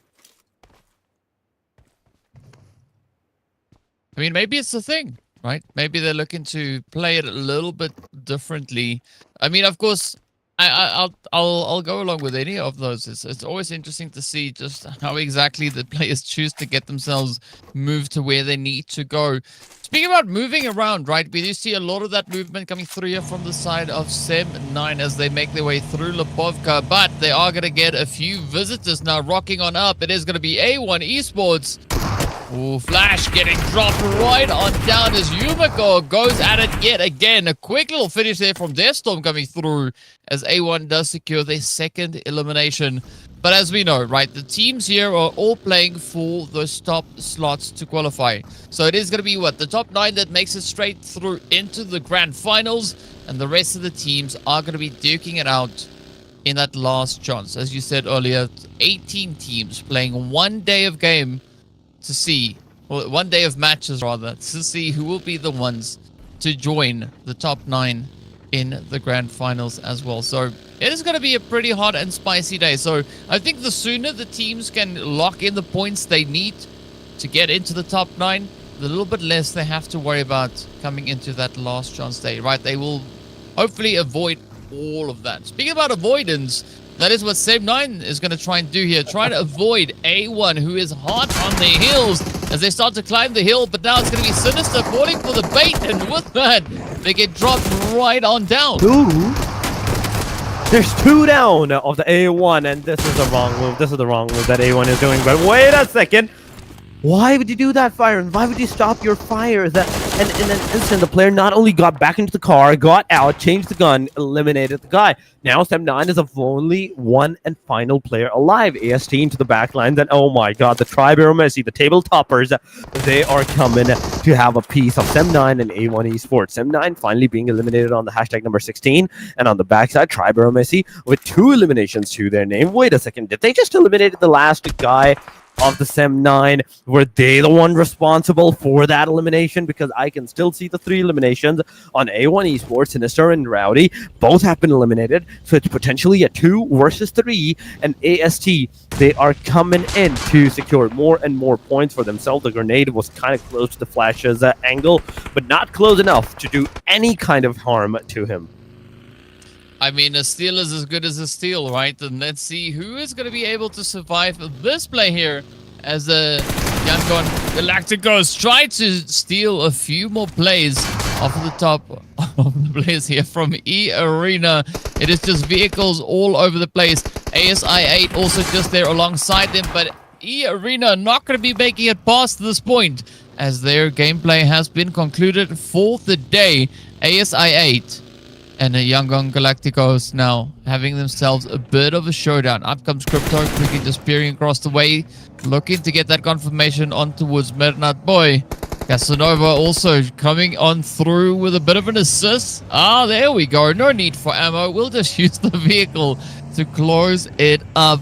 Now, YANGON Galacticos find themselves in quite a bit of a predicament, down to a duo, and they are facing the trio coming through from ASI8. I mean, at this point, what I am seeing from all of these players is that everybody wants a piece of another one, and this is the final match, so they don't even have anything to lose at this point. They just want to get this over with, get those eliminations upon on the players. The 4th Rise 3-4, he misses a shot on the DXAVIERs, even though one of the players of the 4th Rise is right now knocked out, Falak. So he do have to like be revived, but no! DXAVIER's 444 manages to eliminate Falak out completely, and the rest of the shots are actually coming on the rest of the 4th Rise as well. They're getting a lot of damage connected on them, and you can see 4th Rise G2-4, he's trying to fight with the DXAVIERs. Just look at the centralized position of the circle. One Donkeys, there's DXAVIERs, there's the Team RQ, there's the CELCOMDIGI Alliance, there's 4th Rise, all compact in that potato hill on the western corner. We are seeing ASI8, Talon Esports, Boom Esports, YANGON Galacticos as well. So it's back and forth, 2 different angles, 2 different locations, and both of those locations is completely in a very, I'd say, fightish area, a very war zone area. So they have to make sure to be very careful, because one wrong move here, one slight mistake will mean that you're not only exposed to a single team, but multiple teams at a time. Yeah, and that's definitely not the way that you want to wrap up the final match here of the day. In the meanwhile, it's going to be HORAA Esports now turning their attention over to the nades coming through on towards them as VOIN Donkey come in with quite a bit of a response. Jiggle now trying to see if they can alleviate a little bit of that pressure so they can move on forward and get Sleepy back on their feet. No fear. Coming in with a crossbow. Who needs weapons? Who needs firearms if you can just use a fire bow, right? Fire bows work quite well. I know that's not what it's called, but we'll call it a fire bow because why not? Why not? Here we go, though. It's going to be Sky lobbing in a few of those mollies, trying to distract VOIN Donkey as now. It is HORAA back up to a full 4-piece. They do spot a bit of an opening, a bit of an angle here as Jiggle now starts to move up, hooking up the utilities, looking for these open windows to send it on through. Oh, but will they get those hits? Not quite just yet, but they do find quite a bit of damage. Oh my god. Nobody can see anything, and they're just throwing everything at their arsenal over here. But DRX, they're finally being eliminated. VOIN Donkeys has also been eliminated. 4th Rise have also been eliminated. So it's 3-4 teams back-to-back that got eliminated in a single instance. Back-to-back it is, ladies and gentlemen. 4 eliminations. Talking about AST, we have Vampire with the 3 eliminations as well. We have RRQ with 1 elimination, all the 4 men still standing. HORAA Esports, they managed to secure those 2 eliminations of the DRX at this time, but Vampire Esports now on our screen versus DXAVIER. Xavier's in the front lines in the compound, and Vampire Esports, Meowla just chilling in his hovercraft at this point. But Levioso in the front line. There goes the grenade. It can hit the player. It does a considerable amount of damage, but not enough to get that elimination. But a backstab, a curve, Paragen, Mountaintop. He comes in, gets the knock, but Meowla is here. Miaula is here, but no, why would you do that, Miaula? Why would you get out of the car? This is the wrong move that they have just done. Vampire Esports, yes, you're getting back on the 3-man, but Miaula, there is no way that someone can go over to Miaula, get that revival done. Yeah, it's an unfortunate play, but let's see. Maybe Vampire can still clutch it out. The confirmation has been secured. Miaula could still get saved, maybe, as they are making a run for it. In the meanwhile, HORAA still holding and hugging the top side of Potato Hill. They now spotted Vampire down below. Mueller just narrowly getting rescued right here. The vehicle's providing quite enough, just enough coverage here. You can see no fear in the rest of HORAA just circling around like vultures looking to get their hands on that juicy elimination. There we go. The shots are in. Vampire Esports now getting absolutely ripped apart. But DXAVIER not out of the fight themselves. They're definitely not out of the fight themselves at this point. There's still one more hope, one more player alive. So one thing for sure is it's a game of survivability from this point onward. They have to survive. They have to stay alive till the very end. That's the only way that it goes. That's the only way the dice are rolls from this point onward. Sky HORAA, Sleepy HORAA, alongside of No Fear HORAA. They're in their cars, they're in their supercars, moving forward. But CELCOMDIGI Alliance's player has been spotted up. Sleepy now knows the location, goes back to his team members behind that ridge, behind that mountain ridge, and then they're gonna start peeking there with their scopes and everything at their arsenal. Top 9 teams it is. ASI8 alive as a 3-man. CELCOM 5 elimination, all 4-man alive. TALON 0 elimination, but 4-man alive. DXAVIER 7 eliminations, but a solo. And these solo players are what's gonna I think have the best chance of even the survival, because nobody is going to expect a single player in a single shack at some point in time. Yes, we did saw some of the team being overly cautious yesterday, but that caution has been gone. That caution has actually been converted into that much of an aggression. No, that definitely has. So the teams playing some very satisfying gameplay right here. In the meanwhile, RRQ, they're going to look to have a bit of free reign as they move down towards the southern side of zone, looking to get themselves positioned in anticipation of the next shift. We are still in stage number 3. We have 9 teams left. Past 15 minutes has been absolutely chaotic. Now the team's starting to roll through from the northern approaches. ASI8 in hot pursuit here of the players there from Team AEROMACY. So we could see even more altercations. You were talking about VOIN Donkey holding nice, steady, just on the edge. But not quite sure if anything's going to come through from that. Of course, DXAVIER also just riding the edge. Not going to be making too much of noise. Just waiting to see where all these rotations will take them. HORAA now joining over on towards the southern side alongside GALACTICOS moving towards the side. And I mean, again, the team's now starting to line up on the shore, looking to see if they can sneak in a few cheeky plays here. They did sneak in those chinky plays right there. Talon Esports, one of the players is knocked out. HORAA constantly barraging those shots on toward the players. It's amazing with the spray and everything. But here we go.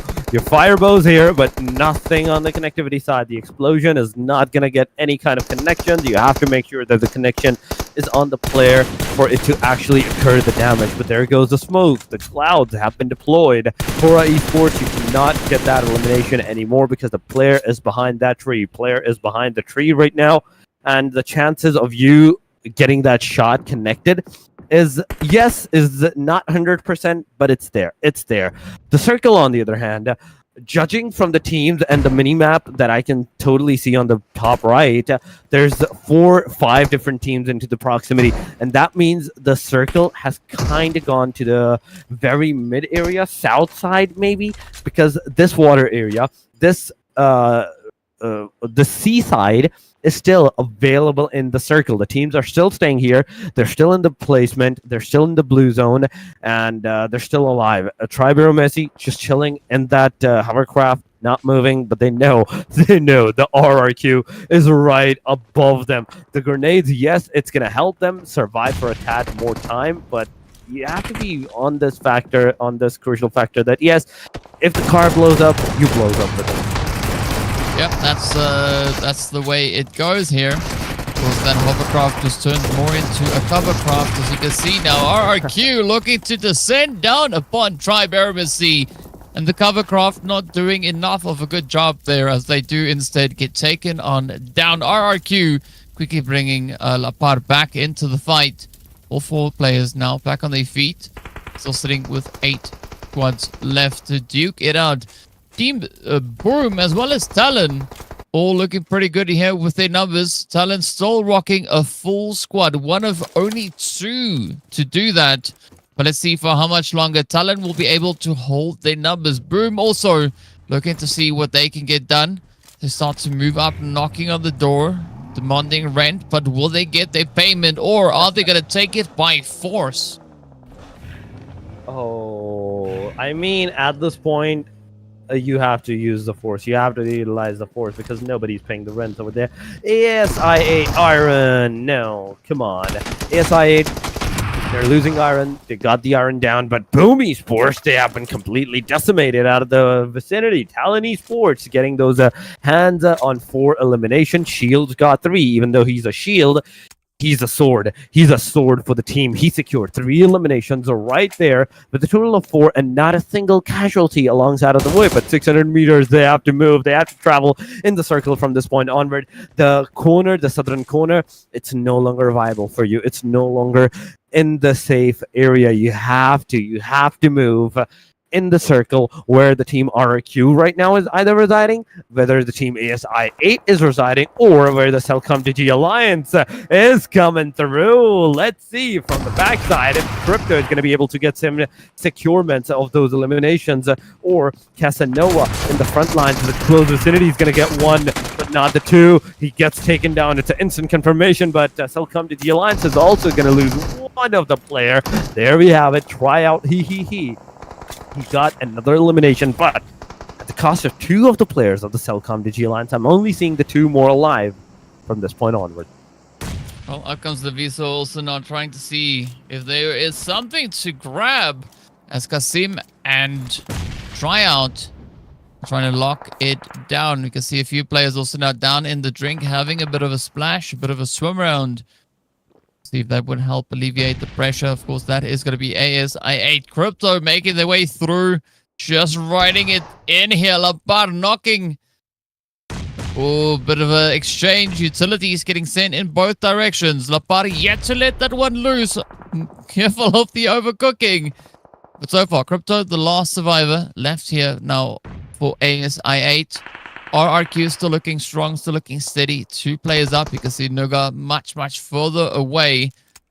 And of course, we see Alliance up towards the northern side, holding up against DXAVIER. Lapar getting spotted here as Crypto plays the opportunity. The angle sneaking it in between the crates.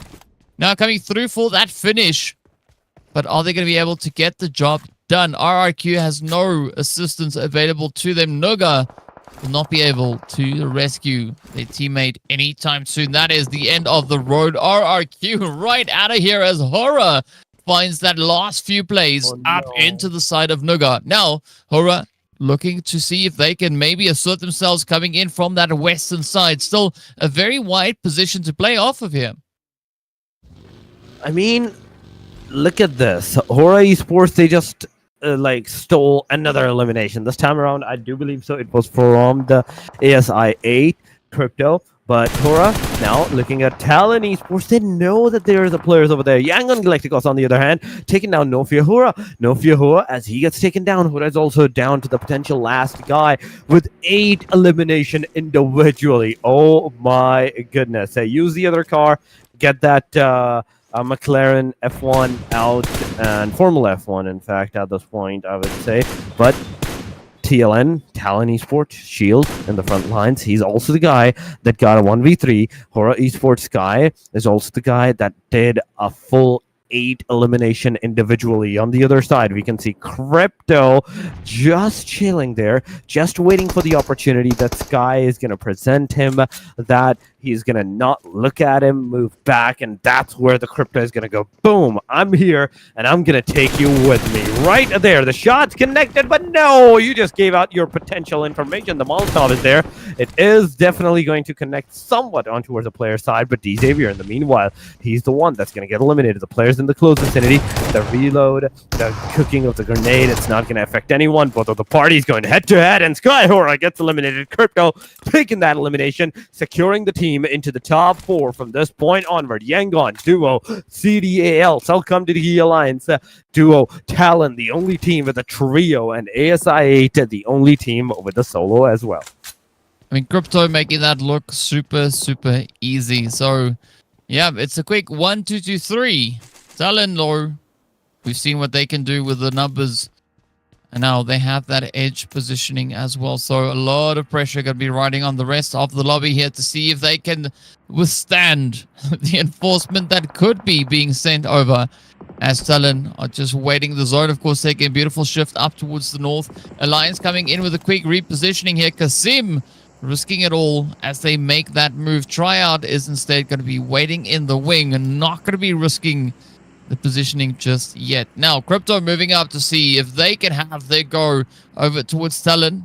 See them lining up on that ridge line. Everybody essentially focusing their angles up to that western front. Here we go. Shield, the first one to fall. Now, it is going to be go time as Talon makes the plunge, makes the move to try and play for the longevity. They're playing for the survival. They're playing for the survival. But YANGON, they have other plans. Not only just one, but 2 of the Talons are down. And Joanne is the final guy, is the only guy that is alive. Now, he has deployed all the smokes that he could have possibly used. Cooking a grenade, it's not going to, like, help you. Come on, you have to go close. You have to get close to the proximity of the YANGON Galacticos if you want to do this. Talon Esports slowly entering out this area, but Master Smile from CELCOMDIGI Alliance, he got taken down, but say Cloud, say no more. He threw a grenade and it went straight up to Yoru Johan right there, making sure that now the fight is a 1 versus 2 versus 2. CELCOMDIGI Alliance have an elimination, 9 for the YANGON Galacticos, and ASI8 with the solo player for elimination to the player's name. YANGON has to be the first one to get in the circle, and CELCOMDIGI Alliance, they're just waiting for this opportunity. Say Cloud is going to receive a lot of damage. On the other side, Crypto is going to take down the second guy of the CELCOMDIGI Alliance, potentially wiping them out. The CELCOMDIGI Alliance, as they're out, now it's YANGON versus Say Cloud. A 1v1 is going to ensue from this point onward. And ASI Crypto, the one thing that he has the circle. He definitely does have the circle indeed. Now, Say Cloud, not sure if they'll have any say in what is to come here, but they do start rotating up, coming through with a vehicle. This is not going to be the final showdown. The spray down as the shots continue to get hammered across the way. Crypto prepping up the nades, prepping up the utility. Will he get the reach? Oh, it's close. Is it there? Oh, does find quite a bit of damage. Now, Say Cloud either has to try and patch it up or find another way to contest the performance that we could be seeing now coming through from the side here of Crypto. Crypto is pretty much still focused up on the edge. Say Cloud not having clear access to the zone just yet. The grenades still flying all over the place. If Crypto sends out another utility to exactly that same position as the first nade, that could end the match right then and there. But now, of course, Say Cloud has been able to patch themselves up as they start to smoke their way to get back in towards the zone. Crypto creeping up to the rock, knowing exactly what the rotation is going to be. Oh my god, he just baited the guy into thinking that he's still on the rocks, potentially changing his location, going straight up onto the backside of Say Cloud, and Say Cloud has no idea. He has no idea where the player is. Maybe he has spotted down the player. He's cooking the grenade. It all depends upon the single grenade, and that's exactly where it's going to go. It does go to the Crypto. Crypto location has been revealed. Both parties, once again, cooking the grenades. Crypto's going to throw his. The Say Cloud is going to throw his one. Once again, again. Molotov on the way. Molotov on the face of Crypto. He has to move into the backside, and as soon as he's going to go prone, he's going to be spotted. The shots are there. He is low on that HP, but so is a Say Cloud. Both parties on the same HP side. Just one more bullet. Back to the 75% HP. Both goes. Say Cloud, he may not have any more utilities. He may not have any more grenades to throw up on the players, but Crypto, he has 4 more grenades that he can still utilize upon on the player. But Say Cloud, he just found some more grenades. He's going to throw it up once again in the smoke, and through the smoke it is, and nobody's going to get hit because Crypto is still staying there. Now, finally moving forward, Say Cloud in the front line, cooking that grenade. It can hit. No, the answer is no. The Crypto's grenade comes into the play. No connectivity whatsoever. So it all comes down to the fact that who's going to connect the nade first. Wow, Crypto sending that nade scary close here onto Say Cloud. But Say Cloud quickly responding with his own nade. Up comes the final showdown, and Say Cloud has the final say as they take down ASI8 and they lock in that winner chicken dinner. Winner chicken dinner it is, ladies and gentlemen. Mernet Boy, Master Smile, Say Cloud, the one and only clutch master for the last zone and the last 1v1 fight. And Romeo Boy, the guy who made sure to give cover to his teammates so Say Cloud could actually enter the circle. But here we go, guys. This is the MVP of the match. It is Sky from HORAA Esports. This guy was a beast throughout the game. 8 elimination, 784 damage on the other hand. So somewhere in the vicinity, he stole a lot. Not just 1 or 2, a lot of those eliminations for himself. 20 minutes of survival time, almost we can say 21 minutes of survival time. He's the MVP of the match number 10. What a good performance this has been coming through here from the side of Sky, making the team pretty proud. And of course, a heavy contribution coming through here as, well, as far as I remember, HORAA finished off with 9 eliminations to their name, 8 of which has been brought in by Sky as an individual. So an absolutely phenomenal showing on that front. But aside from the MVPs, we need to take a look and see what else there is. Of course, it is going to be the match rankings as we have, a very strong finish. In fact, actually, looking at what we have right here, Galacticos, I believe this is their second chicken dinner of the day. Yeah, that is the second winner in a chicken dinner of the day, meaning within the 2 matches out of the 5 that they have played, they secured 42 points. If you consider just the winner in a chicken dinner matches, then the rest of them where they got 5, maybe 6, or even 7 elimination or placement points in total. Oh, it's a great day for YANGON Galacticos with CELCOMDIGI Alliance, 12 points. HORAA with 12 as well. ASI8 with 11 this time. DXAVIER 11. TALON 8. RQ is also climbing up the leaderboard with 7 points more. AEROMACY with 4. And Vampire with the 4 as well. They're still 2 points behind and ahead of each other. The AEROMACY and Vampire both got equal amount of points in this match as well. A1 Esports 3 points, 2 for Boom, 4 Thrives with 1 alongside of EARENA and Sem9. VOIN Donkeys, DRX, and Namching's REDFORCE. This is the team that hasn't even got a single point into the very final game. It's unfortunate, but we got to see how that reflects on the standings here. As you can see, no change in the top 4, but it is going to be YANGON Galacticos that move up 4 positions all the way up into that 5th place. TALON not going anywhere just yet. They stay all the way in that 7th position. Sem9 moving a little bit further down. Boom Esports also getting relegated 1 position further down. So it is looking pretty tough, as you can see. Not a lot of movement here aside from the YANGON Galacticos coming in clutch with that glorious bit of victory that they have. And of course, the only team to sit here with 2 winner chicken dinners. I mean, even if we're talking about the chicken dinners, we can't still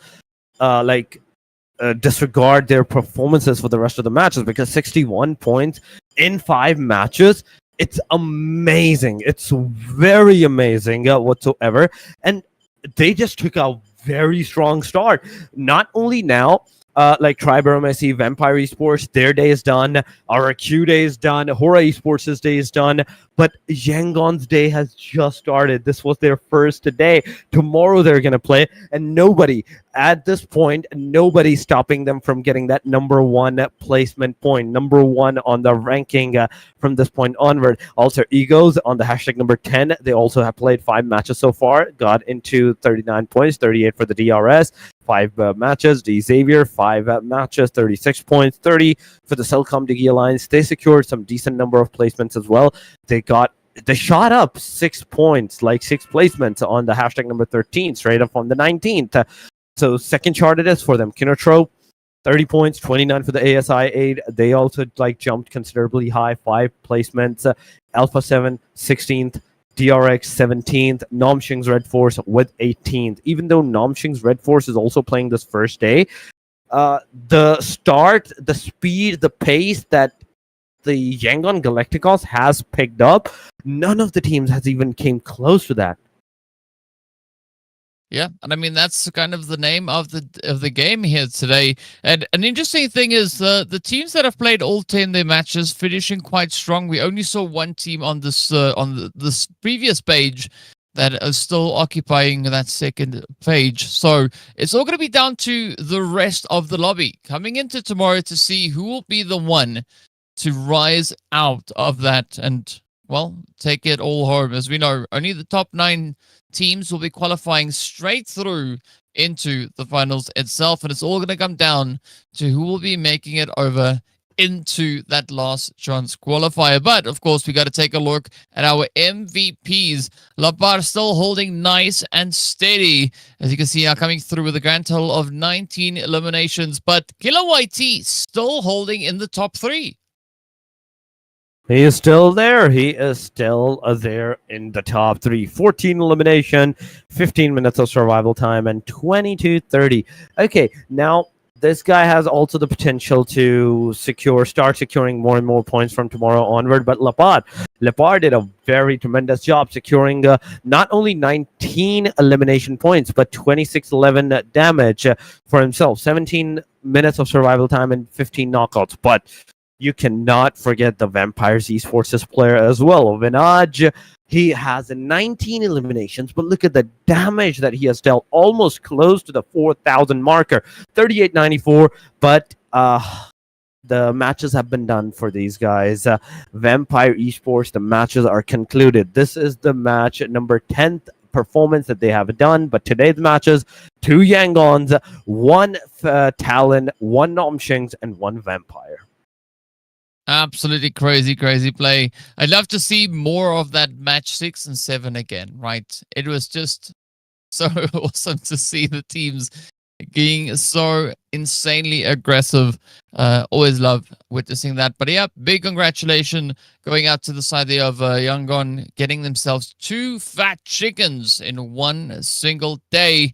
But it's all going to boil down to what our remaining teams are going to be bringing in come tomorrow, right? So BIGETRON by Vitality are going to be the team to contest YANGON Galacticos for that pole position coming through tomorrow, right? 61 and 52 points respectively, as we've seen on the standings.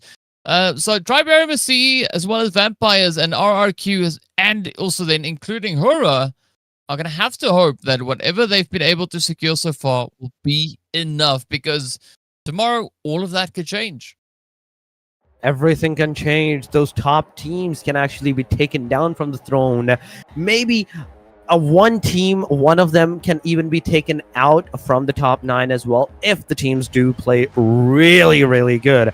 I'm not saying they won't, but I'm just saying they have to. They have to play really good for that to happen. But otherwise, yeah, the top 3 is completely secured. They will, at the very least, end top 8, top 9, even at the lowest end of chances. But yes, the day number 2. Playoffs has been concluded, DK, and it was a delight. The fight, the aggression. This is the day that I loved the most throughout. The aggression, the fight, the rotations, everything that was going on. It was straight up top notch.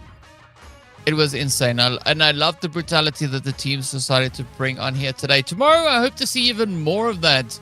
as we are going to be stepping into our final day of the playoffs. And there's going to be a lot of pressure riding on quite a few teams here. So I want to see how they're going to look to kind of cope with that coming their way.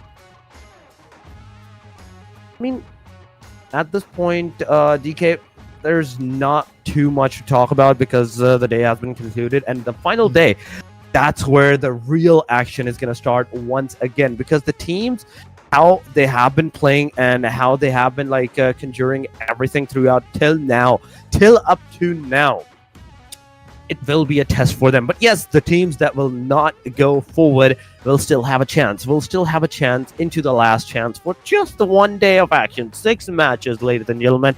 That's what they're going to play. And for this, we still have to wait for the tomorrow action, the day number 3's action. And for that, we do have to say goodbye for today. We will see you tomorrow, the same time, same action, with a lot more from the teams because it's Group A versus Group C now. Again, a group change, and it will be disastrous. So see you tomorrow. Until then, have a beautiful day, ladies and gentlemen. Take care.